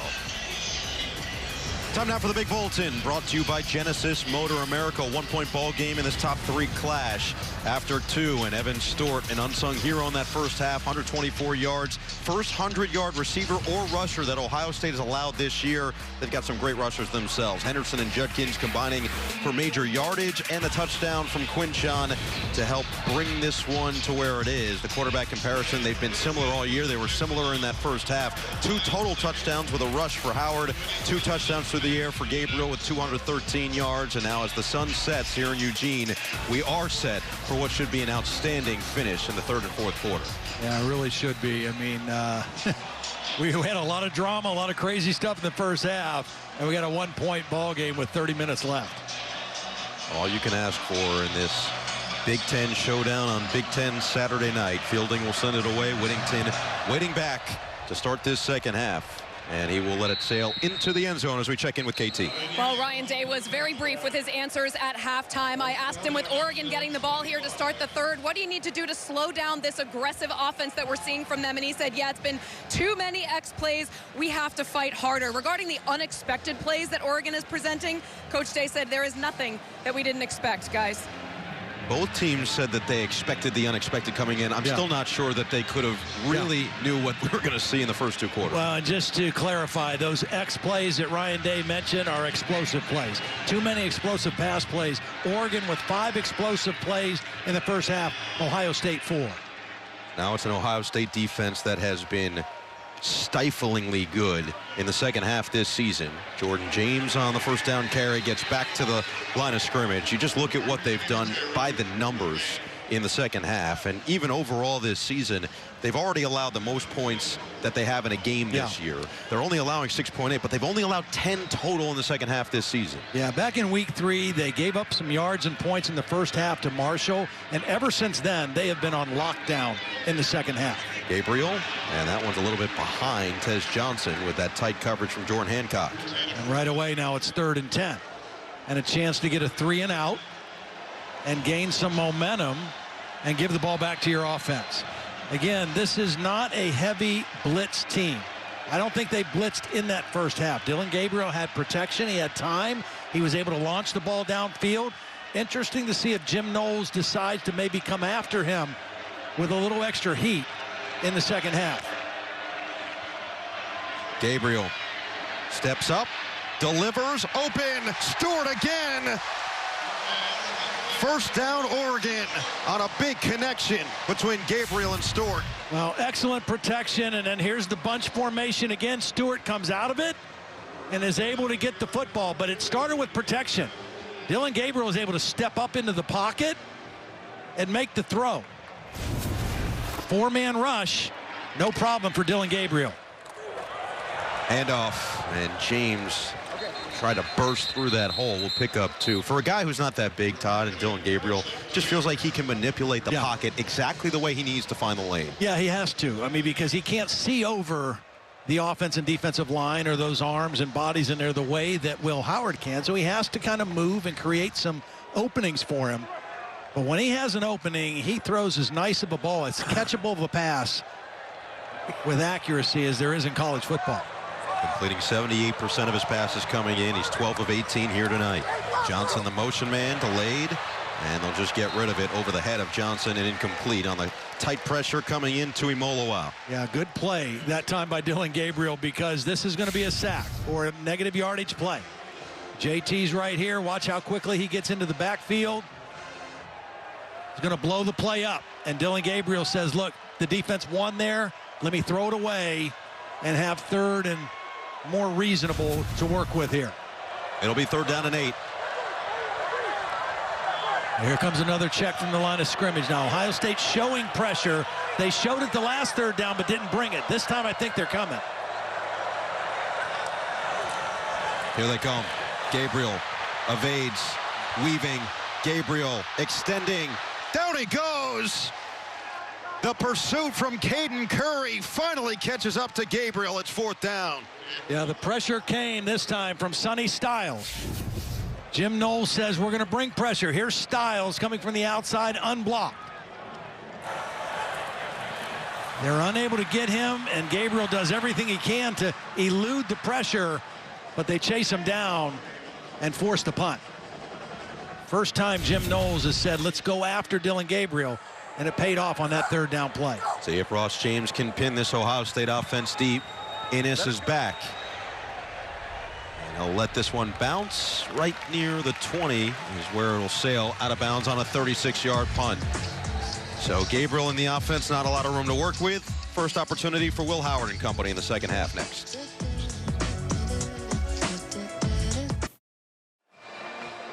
Back in Eugene, I will refrain from making the worst dad joke of all time about being over the moon about anything, but I will tell you that so far this game has delivered on exactly what we thought it'd be. Yeah, it has been. It had a little bit of everything, and we should have a great second half, a great finish to this game. You know, the one thing that still kind of sticks in the back of my mind, some special teams miscues by Oregon.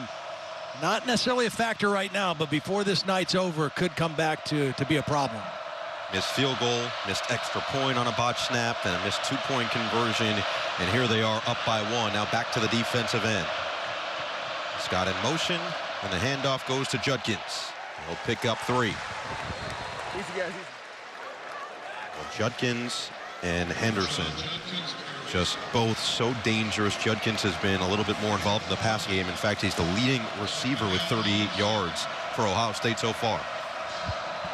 That seems kind of crazy, right? With Jeremiah Smith, who's been relatively quiet. Emeka Egbuka has the touchdown, but not a lot of yards. Shabola is back in there at right guard, which is a good sign for this Ohio State offensive line. Howard on play action, feeling the pressure, hit as he throws. Oh, Jeremiah Smith dragging it the entire way. Yeah, he gets separation quickly, and the ball's underthrown. He beats Jabbar Muhammad. The ball's underthrown, but he does a great job of coming back for it and using that strong body to secure the catch. Judkins to the 35. Toughness on both ends of this big play for Ohio State. Yeah, Will Howard under duress, lets go of the football, gets hit right as he throws it, maybe not able to get everything on it, but then again, the strength and ball skills of Jeremiah Smith for his big first big catch of the ball game. And you're saying he's been quiet. He's still 5 catches for 57 yards as a true freshman in this top 3 matchup. 2nd down and 6. Pump. Howard fires open. Scott got it to the 10.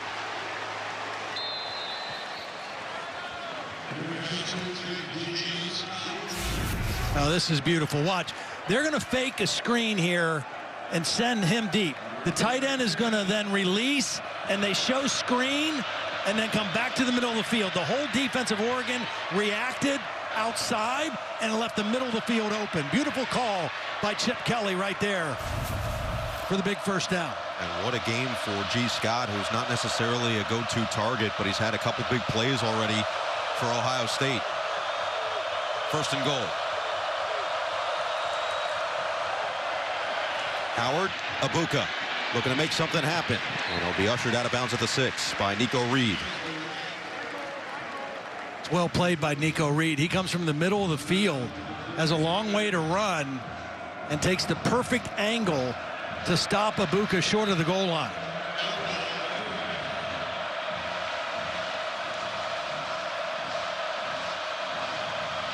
Will Howard, efficient day, 15 of 18. I mean, he's completing 72% of his passes coming into this one, knocking on the door of a 200-yard gain.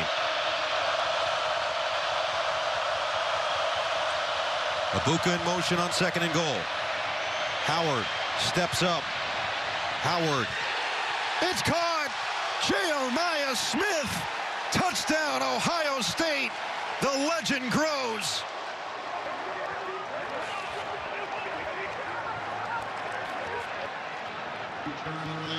Well, Jeremiah Smith gets the touchdown, but this play is all Will Howard.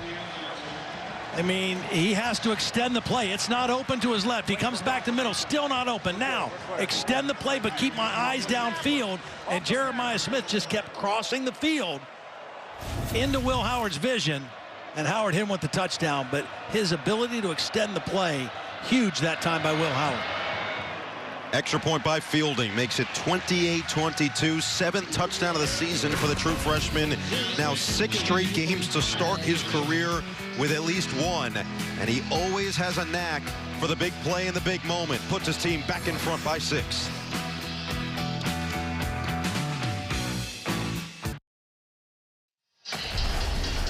Big Ten Saturday Night is brought to you by the U.S. Army and by Xfinity.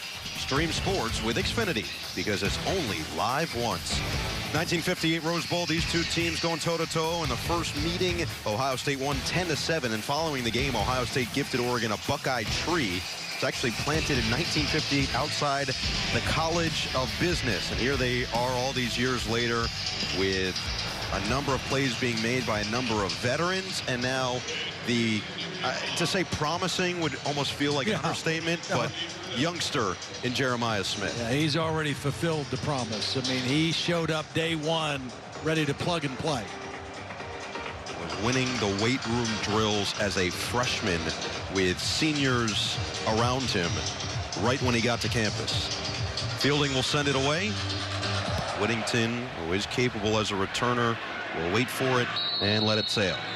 Jeremiah Smith, say the legend, and it almost feels like that's what's brewing now with each week. You just look at the names on the list, and he's one behind Chris Carter for that true freshman record. Well, and it was his physical and emotional and mental maturity that he showed when he first got here. It was kind of marveling to all of the coaches how far along he was, how fundamentally sound he was, and that's a credit to his dad, Chris Smith. Just a fascinating article that we read this week about what his dad and a couple of his childhood friends did to start training Jeremiah when he was 8 or 9 years old, and how it has paid off. Quick to Johnson, and the speedster gets it to the 29. Well, his cousin Geno Smith, who everybody knows for the Seattle Seahawks, mentioned that he thinks he's going to be the greatest wide receiver ever. Yeah. Not Ohio State, period. Handed off to the tight end. Kenyon Sadiq will just disappear into that pile and picks up a yard. Geno is in attendance. They played Thursday night, obviously not far from Eugene, just a couple hours away, and some love between the fans. Yeah, I talked to Geno a little bit before the game, and I asked him about Jeremiah. I says, you know, look, I'm just here as a fan tonight, but the kid works so hard, and he's so determined to be great, and it's been fun to watch. So now here's a big 3rd down and 5. Ohio State's defense got that initial stop on the first drive of this second half. Oregon looking for the response. Showing pressure again. This time they back out. 3-man rush, drop 8. And he just finds the open man. It's Tez Johnson for the first down. Yeah, good read by Dylan Gray. Great route by Tez. Watch him know it's zone and sit right down. He doesn't keep running into the corner, Igbinosun. He knows it's zone, and so he sits down and gives his quarterback a target. Gabriel just extends it. Oh, Ferguson dropped it, and the flag is down. Well, there's linemen have to be downfield. I mean, Dylan Gabriel held the ball way too long, didn't get rid of it, should have run. And once he threw the ball across the line of scrimmage, there were linemen clearly further than 3 yards down the field. Here from Larry Smith. An eligible player downfield. Offense, number 50. 5-yard penalty, first down. Rashad Strother. Yeah, you can't hardly blame them. I mean, they're going run fade. They're running. It's kind of an RPO, and Dylan Gabriel pulled it out. Ohio State's decided to decline that foul. Second down. So they'll live with 2nd down and 10 as opposed to 1st and 15.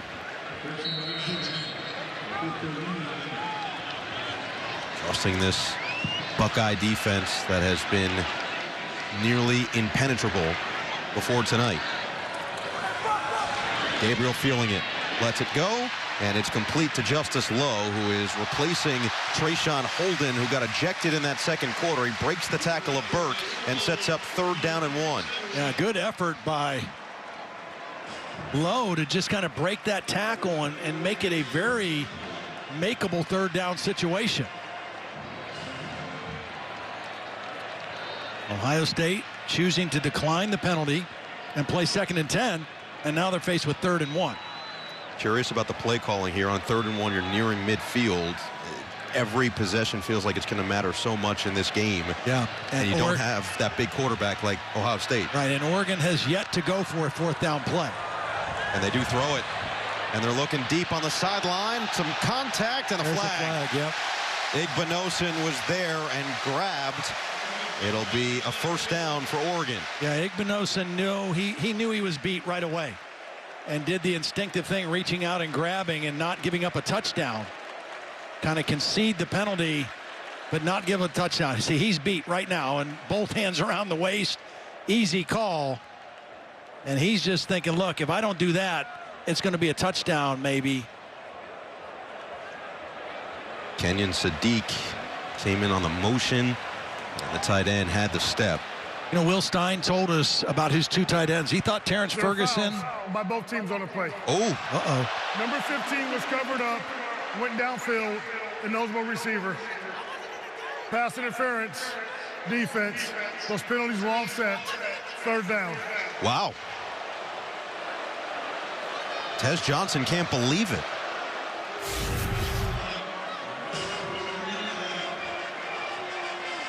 Where is he? Well, this has got to be him right here, isn't it? I don't know where he is. That's number 14. Oh, wait a minute. No, he says he wasn't even on the field, so it must have been a different number, not 15. He's on the field now, but I don't know that he was on that play. I don't know. So all of it offsets, and it's now 3rd down and 1 once again. Johnson, the motion man. This time, handoff. James got the push, shoved back, and he's short. Ohio State builds the wall with Simon and Hamilton, and it's a decision for Dan Lanning. Known for his willingness to be aggressive at times on 4th and short in the past. Well, and again, you don't have as big of a quarterback to run quarterback sneak, and the strength of this Ohio State defense is the 2 defensive tackles that'll be lined up right over the ball. Those 2 guys, 58 and 91. Play clock already down to 15. They haven't broken the huddle yet. And they're going to settle out of the gun on 4th and inches. Play clock down to 5.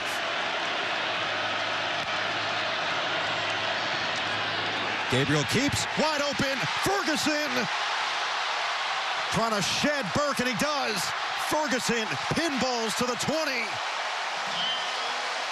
Creative for 31 yards. Yeah, great job by Gabriel gaining some ground, because Jordan Hancock, number 7, is going to come free. And he just kind of drifts away from him, and Ferguson is able to slip out. Now, Denzel Burke is a heck of a football player, but he's having a rough night. I mean, they are going after him for some big plays. That one huge on 4th down. Keeps the drive alive. Under 6 to play in this 3rd quarter. Handoff, James. Got away from the initial surge and picks up a 1.5 yards.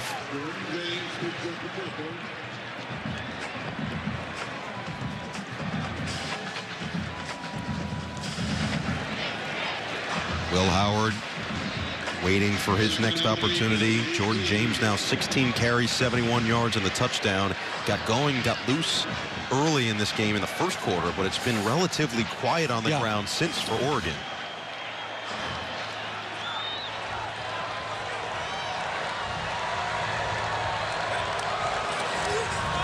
James on 2nd and 8. This time he finds the space, and he's got the first down out of bounds. 1st and goal.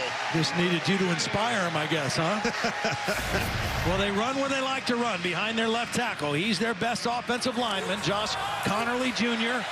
does a nice job of clearing space, blocking on Mitchell Melton. Discover pylon can shows the end of the run, and 1st and goal now for the Ducks. Both teams stressed red zone efficiency. 3 scores so far, but would love to get the touchdown to get back in front. Gabriel batted down. Caleb Downs. Now, again, this is one of the problems with being a shorter quarterback. Just not able to throw over the top of Downs. Downs, a very smart player, knows he can't get home on the rush, just kind of stops short of the block and times his jump and gets hands on the football. It's a tough place to be 1st and goal on the 9. It's maybe the toughest spot on the field because everything is shrunk in the red zone, and you can't get another 1st down without scoring. Ferguson in motion on 2nd and goal. James jump cut, and he brings it all the way to the 2. Well, again, the tackle, beautiful pull that time. This is a little power football. They pull the backside tackle, and James showing that power running.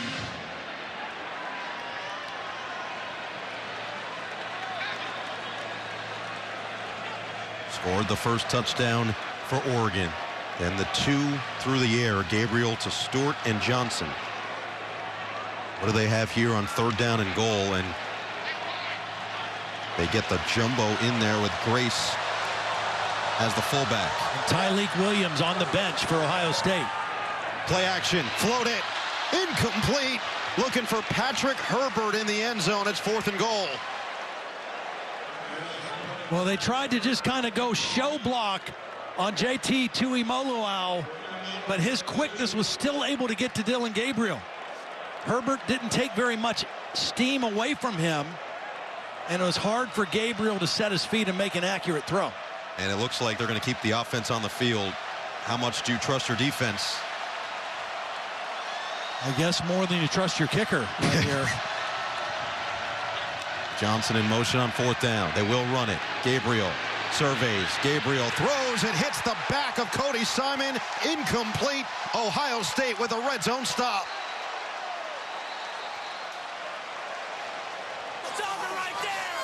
You know, it looked like he could have run. It was just zone coverage. They had everything covered up.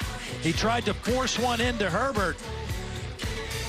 No can do, says Ohio State's defense.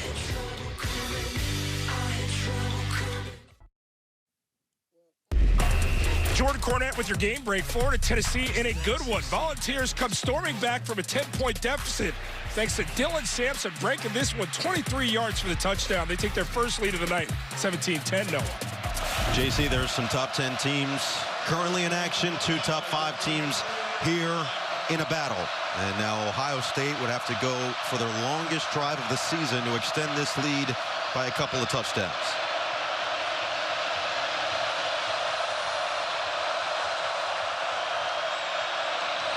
Henderson on 1st down, and he'll provide some breathing room to the 5. Well, the pressure now on this Oregon defense. Their offense let a golden opportunity go by the wayside there. Great chance to score and take the lead again. And now they got to hope they can get a 3 and out from their defense with Ohio State backed up in their own territory.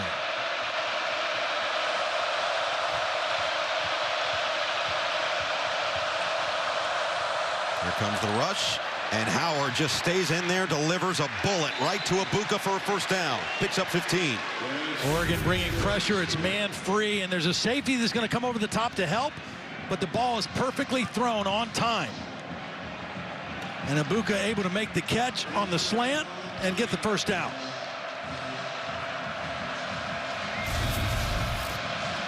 Five catches, 36 yards, and the touchdown for Abuka. Jeremiah Smith 6 for 63, the touchdown on the last possession. And Howard now up at 2:15. Looks like straight man without a free safety. Henderson run. Ohio State choosing to run, but Oregon really selling out for the run on that play. Devin Jackson came in to make the tackle. 4 more yards for Henderson. Will Howard has done a really nice job in this ball game of distributing the football. Of course, Jeremiah Smith and Abuka, but both tight ends, G. Scott Jr. and Kazmarek have a couple catches. Judkins with 2 catches. Taking what the defense gives you, knowing you've got a lot of guys that can make plays. Fast-moving third quarter after a slugfest in the first half. Henderson, patient, runs into a host, including Uiagalelei.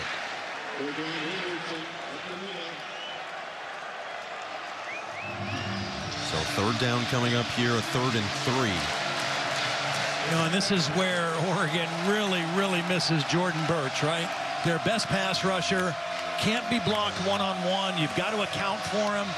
And he's in street clothes on the sideline and on critical third down plays like this. Derek Harmon has stepped up on the interior in his place. This one a 3rd and 3. Howard, trouble with the snap. He just has to jump on it. Oregon gets a gift, and it's 4th down. It's a good snap. Will Howard just mishandles it. Maybe his eyes are looking downfield, confirming coverage, but he just is not able to field the snap and does the right thing of covering it up. You don't want a turnover here in your own territory, but you're right, Noah, a true gift for Oregon. Similar to the Harmon rip away and the fumble in the first quarter, maybe can ignite this crowd once again in this second half. McGuire to boot it away. Johnson back to receive. Calls for the fair catch, brings it in at the 40 in a 43-yard punt. 11 seconds to play in this third quarter, and Oregon will get the football back. Yeah, on Ohio State's last goal line stand, this is 4th down. Now this is Tez, right? They're going to bring him in motion and run a little mesh concept here, and Tez is going to be open, but for whatever reason, Dillon Gabriel comes off of him too fast. He doesn't think it's open. His head and eyes go away from it. Tez is still open. He was open from the beginning, as you see on the Discover Pylon cam. He's still open. Dillon Gabriel went off of him too soon, and Oregon let a scoring opportunity go by the wayside, and it could have been a very easy go-ahead touchdown. They've had the missed opportunities, as you mentioned, on some special teams blunders, and then there on the goal line opportunity. Oh, what a catch by Johnson. Tez turns it upfield, loses the ball at the end. Will they call him down? And they will. Picks up 9 in the final play of this third quarter as Caleb Downs chops him down. What a game on Big Ten Saturday night. Number 2 versus number 3 has lived up to the billing. Tightly contested with a 6-point Ohio State lead as we go to the 4th on NBC.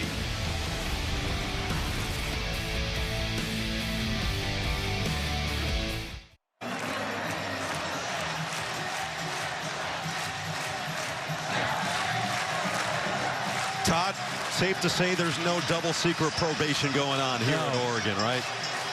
And hopefully none of those students have a 0.0 grade point average either. No, fat and stupid is not a way to go through life, Todd. It is an ode to Animal House, which was filmed right on this campus in Eugene. A great look at our aerial coverage brought to you by Ford, but they play that before the 4th quarter of every home game at Autzen Stadium. And I'll tell you what, Autzen Stadium, in terms of environment, has delivered. The fans have done their part, and now Jordan James looking to do the same. Brings it to the 35. Well, they got the nice acrobatic catch by Tez Johnson right before the end of the quarter.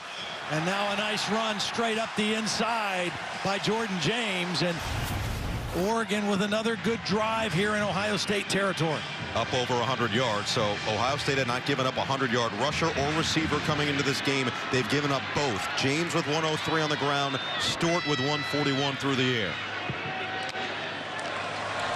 Play action for Gabriel. Good blitz pickup by James. Wow, you're and not Stewart kidding. once again.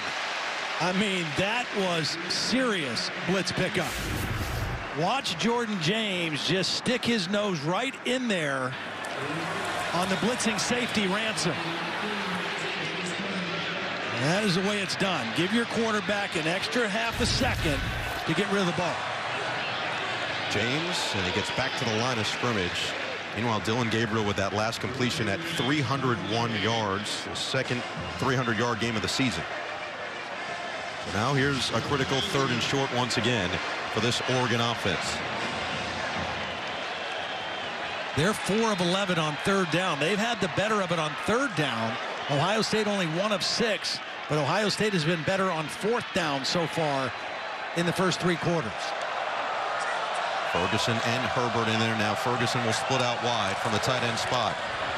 Gabriel keeps plenty of space, and he's still going. Gabriel makes a move. He's gone. 27 yards. Touchdown, Ducks.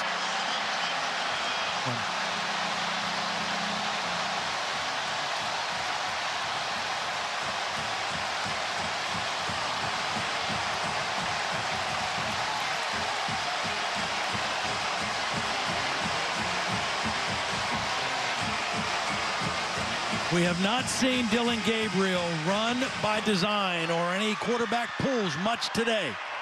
That one was perfect at the perfect time. So after Sappington struggled with some of the extra points, they bring on Andrew Boyle, who had that squib kick turn onside kick. And he makes it 29-28. Oregon back in front. JT Tuimoloau has been in the backfield some here in the 3rd quarter, the 2nd half. This time, he bites on the fake. Perfect job by Gabriel pulling the football and then doing the rest to get his team in the end zone and back out in front.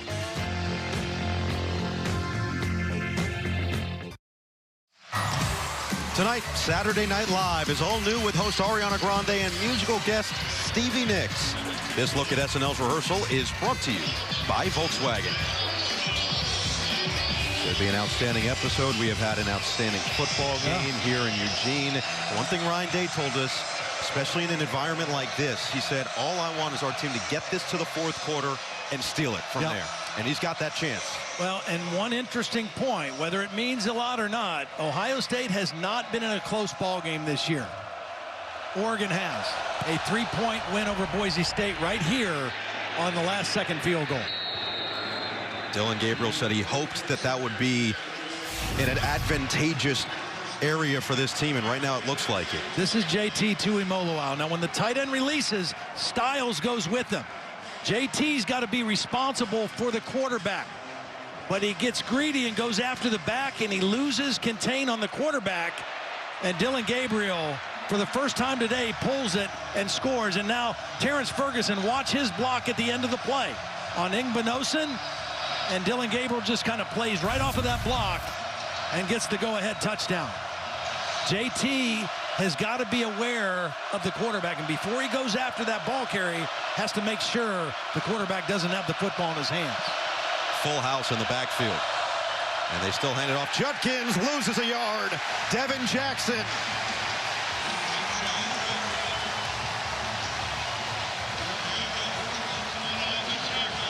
Well, again, this is when you lean hard on a veteran quarterback who has played a bunch of football and played in a lot of big games and played in hostile environments like Will Howard.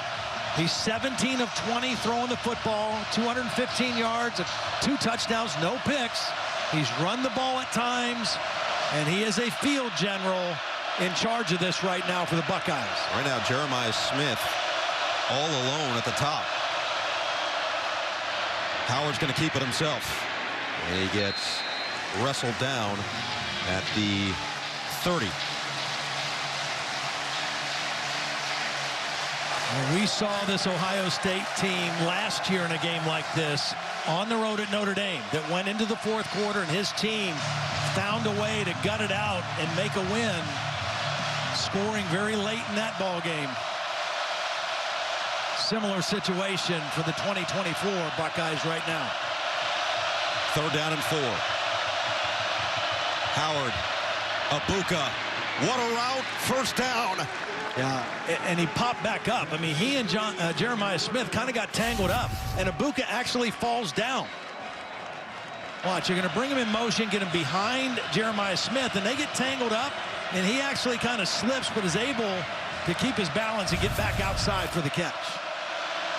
They have been attacking Brandon Johnson a number of times through this game.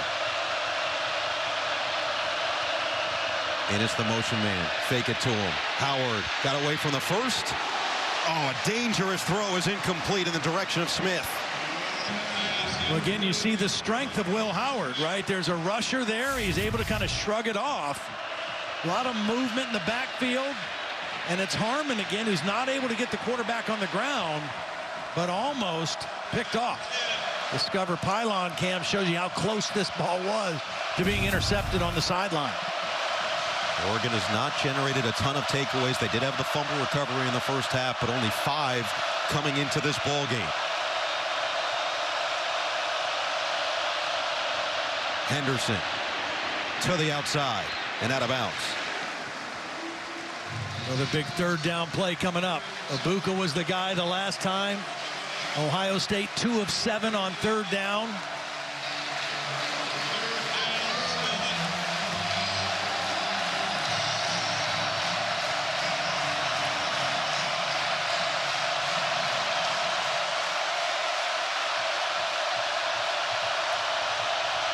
Egbuka is in the slot, and Smith is down here at the bottom, right on that 0 of 40. Howard looking for Smith. He's got him wide open. Jeremiah Smith, sure-handed, and a big pickup for a first down. Yeah, right in the spot between the corner and the safety. Excellent route by Jeremiah Smith, and then he goes up and high points it before the safety can come over to make a play on the ball. Good timing by Will Howard. If he waits any longer, that safety's there to make a play. Second big third down conversion. Will Howard throwing the football on target. Smith and Henderson, the standouts once again. Henderson now up to 90 yards as Judkins is back out there for first down. Movement by Ohio State.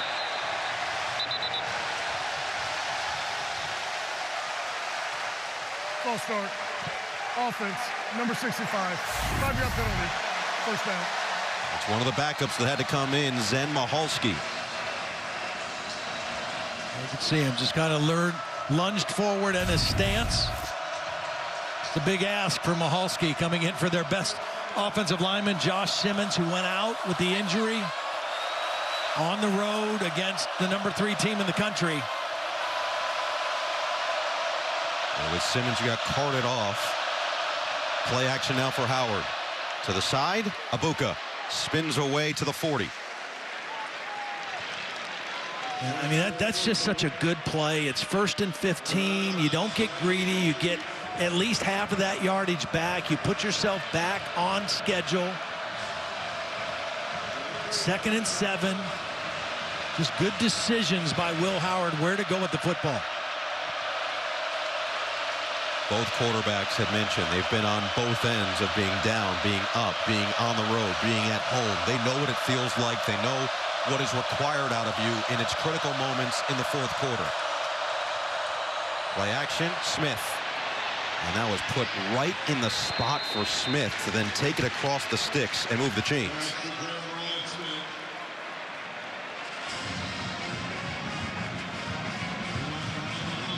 It's just so hard if you're a defense. I mean, who do you try to take away? I mean, if you try to pay extra attention to Smith, then you've got Egbuka.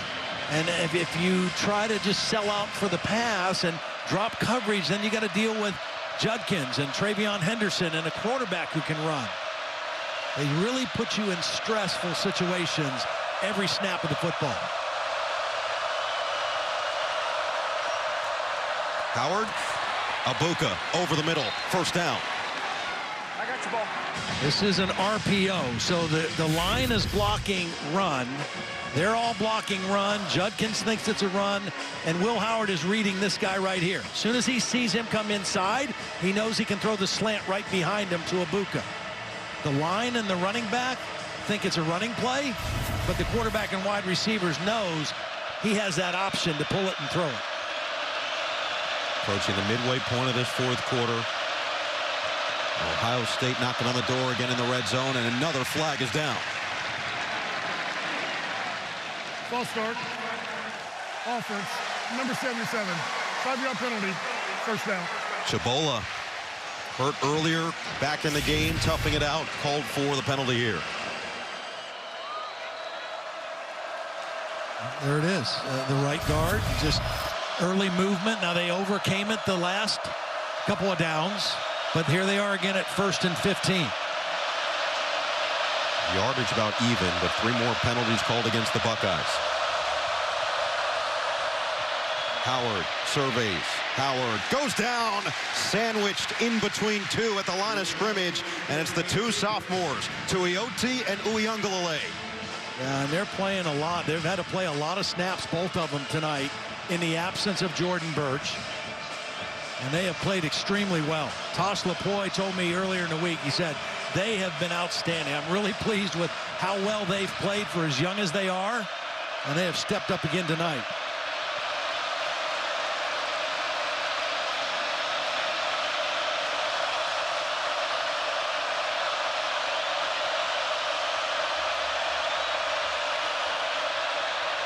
Second and 14. Howard on Corks. Henderson the catch, but not much more after. Good defense by Oregon. Playing zone, keeping everything in front. Bringing up a 3rd down and long situation here. Does Tosh Lupoi try to bring some pressure? The trouble with that is if you bring pressure, you leave yourself exposed to man-to-man coverage against 2 of the best in college football, and they're both out to the bottom of the screen. Smith outside and Abuka in the slot. Doesn't look like a pressure look. Looks like a 2 shell. 3rd and long. Howard short of Smith. Incomplete.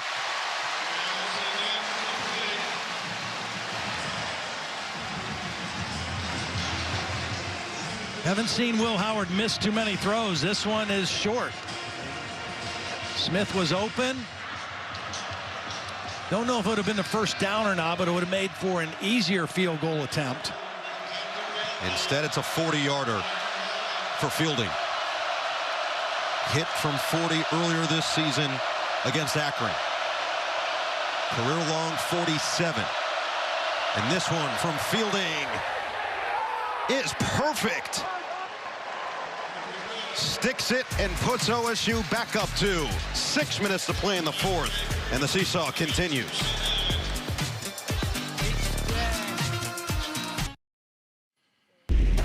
Jordan Cornette with your game break. Florida, Tennessee, and a good one. Updating you here.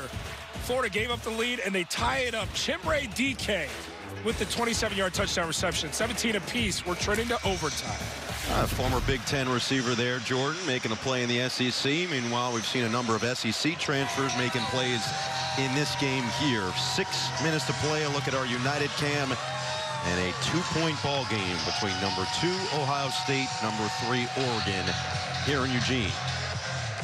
Will Howard, 14 of his last 15 passes complete. Only that last one on 3rd down, his only bad throw. This will be another touchback for Oregon. Well, Oregon has had some missed opportunities in this 2-point game. Remember back the botched snap and a missed extra point. So that put them behind to begin with. Then a missed field goal after a failed 3rd down play. And then they felt like they needed to go for 2. That came up short. And then, of course, Tez was wide open on a 4th down play, and for whatever reason, Dylan Gabriel didn't see him, didn't go that way. Another failed opportunity, a failed opportunity to get points. And those points are looming large right now with a 2-point ball game. Whittington is in there instead of James on 1st down. Gabriel will throw instead, and he does find his running back. Whittington with a spin and gains 5 to the 30. Nice tackle by Styles there. Styles is a guy who started out as a safety, a super athletic guy. Dad was a great player. Moved to linebacker, and he's just kind of starting to figure it out at linebacker. Quick throw just past the outstretched arms of Tuimoloau, and Johnson is going to get close to that first down. We'll see where they mark him out. A really nice job by Evan Stewart, who's been the go-to receiver, getting a block. And this is just a quick decision. The numbers don't favor running the football. Let's spit it out and get it out to our best receiver outside for a first down. And they do give it to him. So Johnson's starting to find some of those stats. 6 catches, 73 yards, and the touchdown after the slow start to the game. Remember, no Trayshawn Holden the rest of the way, was ejected after the kerfuffle with Igbinosun, as this one goes for 3 to Whittington. So 5 minutes to play now. Both teams with all 3 timeouts remaining and the 2-minute timeout as well in this fourth quarter, as Oregon looks to eat up as much as they possibly can. And Jordan James back in the game. He's not in the backfield. He's out wide as a wide receiver right now. Empty backfield to start. Here he comes back in now. Ferguson man-to-man on the top. James to the outside. And he'll get close to the 40. It'll set up 3rd down and about 6. And they had a good opportunity with Ferguson with inside position by Styles. Went with the run instead, bringing up 3rd down. And a huge one at that. See if they get that same kind of coverage look for the big tight end. He's out wide. And this is Caleb Downs going out on him this time. Ferguson just 3 catches, 37 yards. Now they put him in motion on 3rd down and 6. Toss it. James blocking. James has got it. Wow, what a run. Again, excellent job by the left tackle, Josh Conerly. Watch this guy pull out and lead, and these 2 guys block inside. And then the nice cut at the end of the run by James to secure the first down. Good vision and good cut by James, and excellent blocking at the point of attack. And another fantastic day at the office. Gabriel. Rifles, caught. Ferguson shakes free inside the 30. 26 yards through the air to the tight end. Watch Cody Simon try to redirect him, but then he loses sight of him, and he cuts right underneath the safety Ransom. The thing about this guy, he has a great feel for space. Gabriel just gets rid of it. Tez Johnson got 1 block and then goes down around the 24. And again, Ohio State very cautious about bringing pressure on Dillon Gabriel. And when he has time in the pocket, he is effective. Again, coming in the most accurate passer in college football, 22 of 33 tonight, 339 yards, and has not faced a lot of heat from this Ohio State defense. Already into field goal range. How much more can they get? Here comes pressure now. Gabriel, well protected. Sideline. Incomplete, but a flag. Stewart had the step. Hancock with the coverage. Yeah, this is a mismatch, right? This is Stewart, who's having a huge game, running a slot fade on the nickelback. Pass interference. Defense, number 7. 15-yard penalty, automatic, first down. And he's grabbing him the whole way. He knows he's not in a good position. Evan Stewart has him beat. He's got his arm, he's got his jersey. And Oregon has a first down. And again, that same situation, 1st and goal on the 9. The last time they were here, they didn't get it done on 4th down.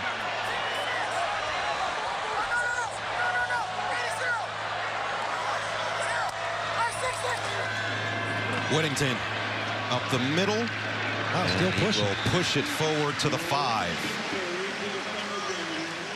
And unless a timeout is taken, it'll take us to the 2-minute timeout.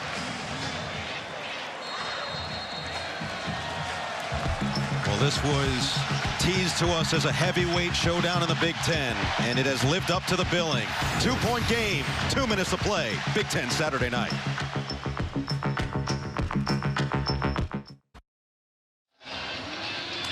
2-point game, 2 minutes to play. Number 2 ahead of number 3 with Oregon knocking on the door. A 2nd and goal from the 5. Time now for a look at the target QB comparison, and 2 guys that came in with the idea that we are winning a national championship with this team. Will Howard has played well. Dillon Gabriel has played well. Both have accounted for 3 total touchdowns. And now it's Gabriel's turn to try to knock it in one more time and put his team back in front. A late substitution now by Jim Knowles. 3 new players in, anticipating run. So he brought an extra defensive lineman in, anticipating run. Brought late Hero Canoe, number 93. So these are all big bodies inside. Whittington wiggles through to the 1. And Ohio State will take timeout number 1. Man, that's a tough run. Again, they tossed and ran behind Josh Connerly Jr., the left tackle. Ohio State had big bodies in there anticipating inside run, and was a little toss out to the C gap. And Whittington almost got that thing into the end zone. So here you are, 155. You've got to run it again. You can't potentially stop the clock, can you? Here's the only thing I'll say about that. A touchdown is going to be much better than a field goal here, no doubt. Right? Dillon Gabriel has played as much football as anybody in college football history. I don't mind trusting him with the ball on a little run pass option, with the idea if it's not wide open, you run the football. Or they give it to Jordan James, but I would be okay trusting Dillon Gabriel with the ball in his hands on this play. James is back in there. Gabriel has thrown 3 interceptions this year. All of them have come in the red zone. 3rd and goal.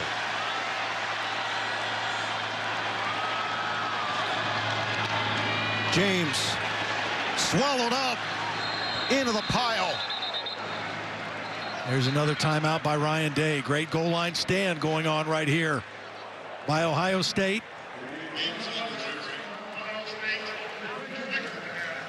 Who can win the line of scrimmage? We said this at the very beginning of the telecast. Which team could be the most physical? JT Tuimoloau getting penetration. Nowhere to go for Jordan James.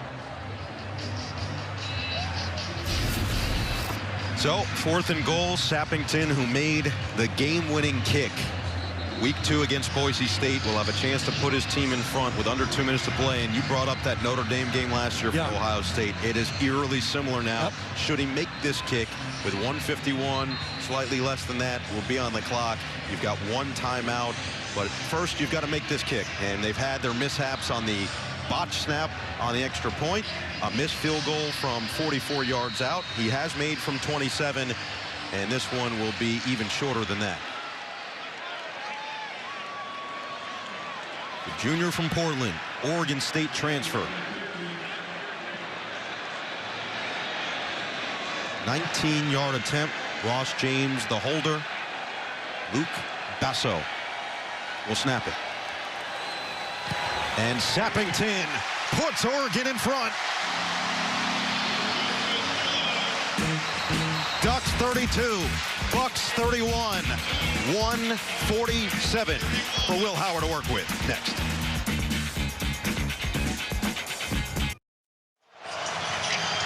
Todd, is a top 3 matchup. We've had 7 lead changes, a 1-point game, and 1:47 to work with for Ohio State to go and try and win it. A lot of time, 1 timeout, and again, you know, both of these teams have played well enough to win the ball game tonight, with one exception: the miscues of Oregon in their kicking game. Missed field goal, botched extra point, and a failed 2-point conversion. And that's why they're in this position right now with only a 1-point lead. And Ohio State with the ability to maybe win this game with a field goal. Sappington sends it. Touchback. So here comes Will Howard. Grad transfer, Kansas State, has played in a Big 12 championship game, has played in big-time bowl games, came in tied for the Big 10 lead with 16 total touchdowns, efficient on the day and on the season. This is why he came to Ohio State, to play in games like this, in environments like this, and now has a chance to be the hero. He has played a heck of a ball game so far tonight, and this is the most important drive of his entire football career right here.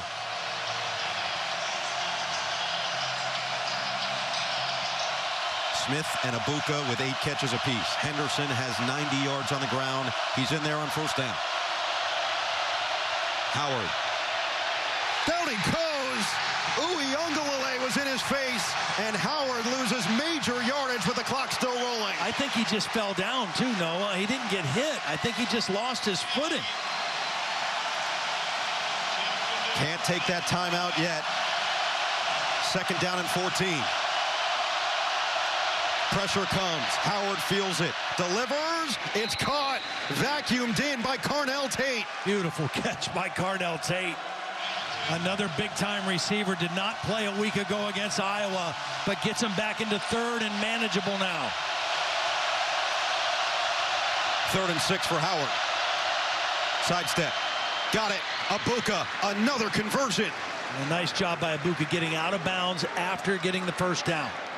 Great clock awareness, game awareness. Save that timeout.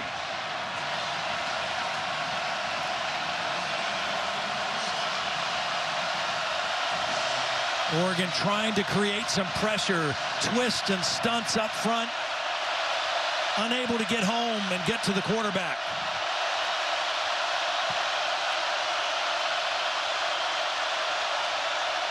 Final minute.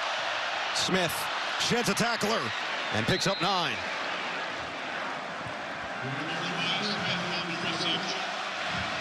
Second and short. They got a play called. Giving instructions to line of scrimmage. 100 yards now for Jeremiah Smith. Howard on second down. It's Abuka in the bucket. Inside the 30 for the Buckeyes. Beautiful route. He beat Brandon Johnson. I think Oregon was thinking it was going to be a short throw just to try to get the conversion. They had a short throw outside, but from the slot, they had a 7 route or a corner route.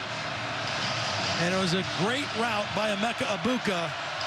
And Will Howard on time and on target with the ball. You mentioned biggest drive for Will Howard. Well, one of the biggest games he's played in. He's played in a number of them, but just his second career 300-yard game here tonight. 34 seconds left. It's Howard again.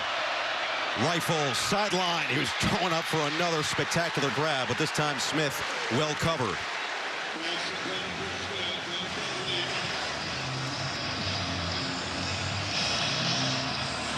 Again, Oregon without their best pass rusher, Jordan Burch, in this part of the ball game when you could use him the most. Unable to be a part because of the injury suffered in practice this week. Burch watching from the sideline. 2nd and 10. Howard. Smith got separation, and a flag is down. May have been contact. Nico Reed was definitely pushed backward.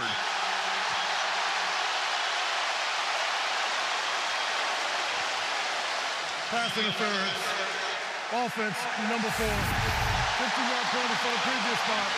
2nd down. A freshman mistake. I mean, his strength got the best of him on that play. Created separation for himself, extended his arms, and this backs him up out of field goal range. Fielding's career long is 47 yards last year against Minnesota. It's now 2nd and 25 with the clock rolling under 20 seconds. They only have one timeout. They got to get this off. Howard deep drop. Howard deep throw. A wobbler is incomplete. 10 seconds to play. Ryan Day's trying to figure out why the clock was running there. It stops now, obviously, for the incomplete pass.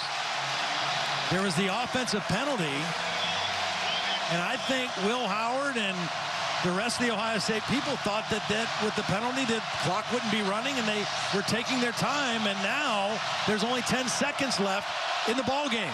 They've got to get it to around the 30 to feel comfortable about a field goal. Howard, 3rd and 25, and this one's blown dead.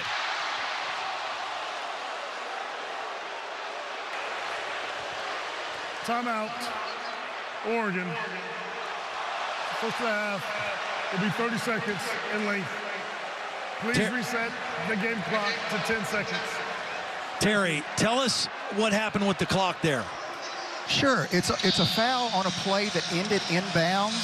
So the clock starts and the referee's ready for play.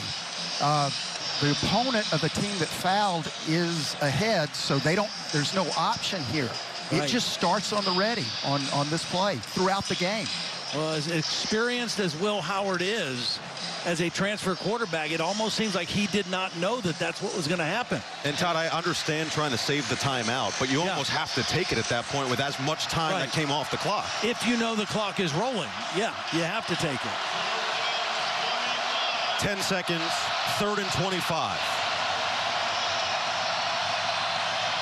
Fairly comfortable field goal would be at the 30, maybe 29-yard line, currently at the 43.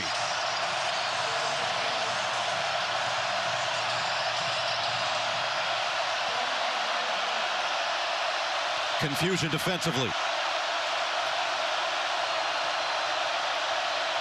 It's Howard.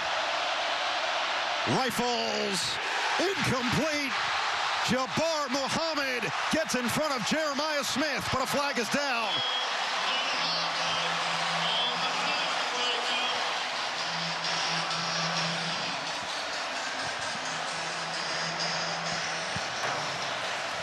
Illegal substitution. Defense has 12 on defense. 5-yard penalty. 3rd down. Well, you mentioned confusion. Yeah, they had confusion and too many guys on the field. And again, eerily similar to the Notre Dame game where they didn't have enough guys on the field. Ryan Day knew it, but now there's still only 6 seconds left in the ball game. Got to get about 10 to 12 more yards, right? To feel comfortable. Yeah. You do have the timeout, so you can work that middle of the field. A lot of room down here at the bottom for Jeremiah Smith. 3rd and 20. Howard, a lot of time coming off. Howard's going to run for it. Time runs out, and that'll do it. Oh, my goodness. Welcome to the Big Ten, Oregon. They storm the field at Autzen, and the Ducks win this bout 32-31.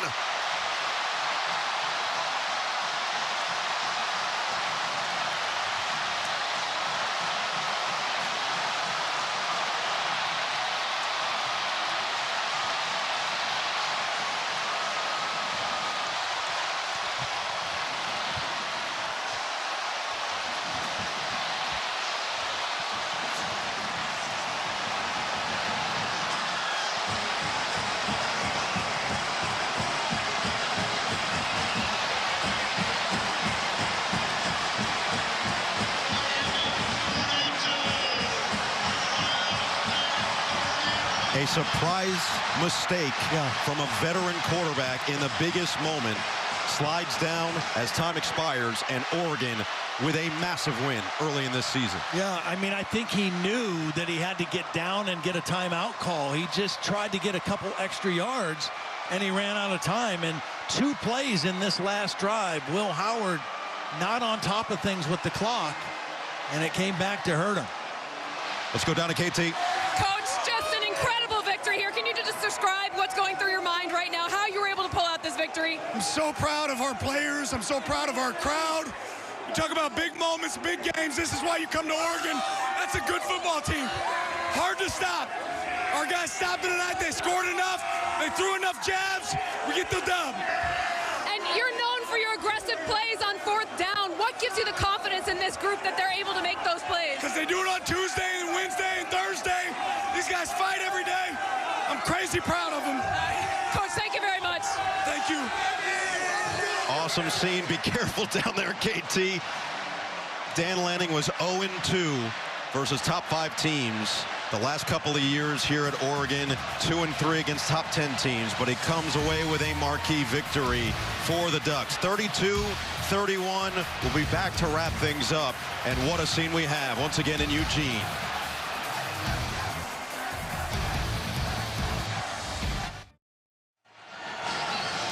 You know, Todd, you don't always see the number 3 team in the country get a field storm after a win.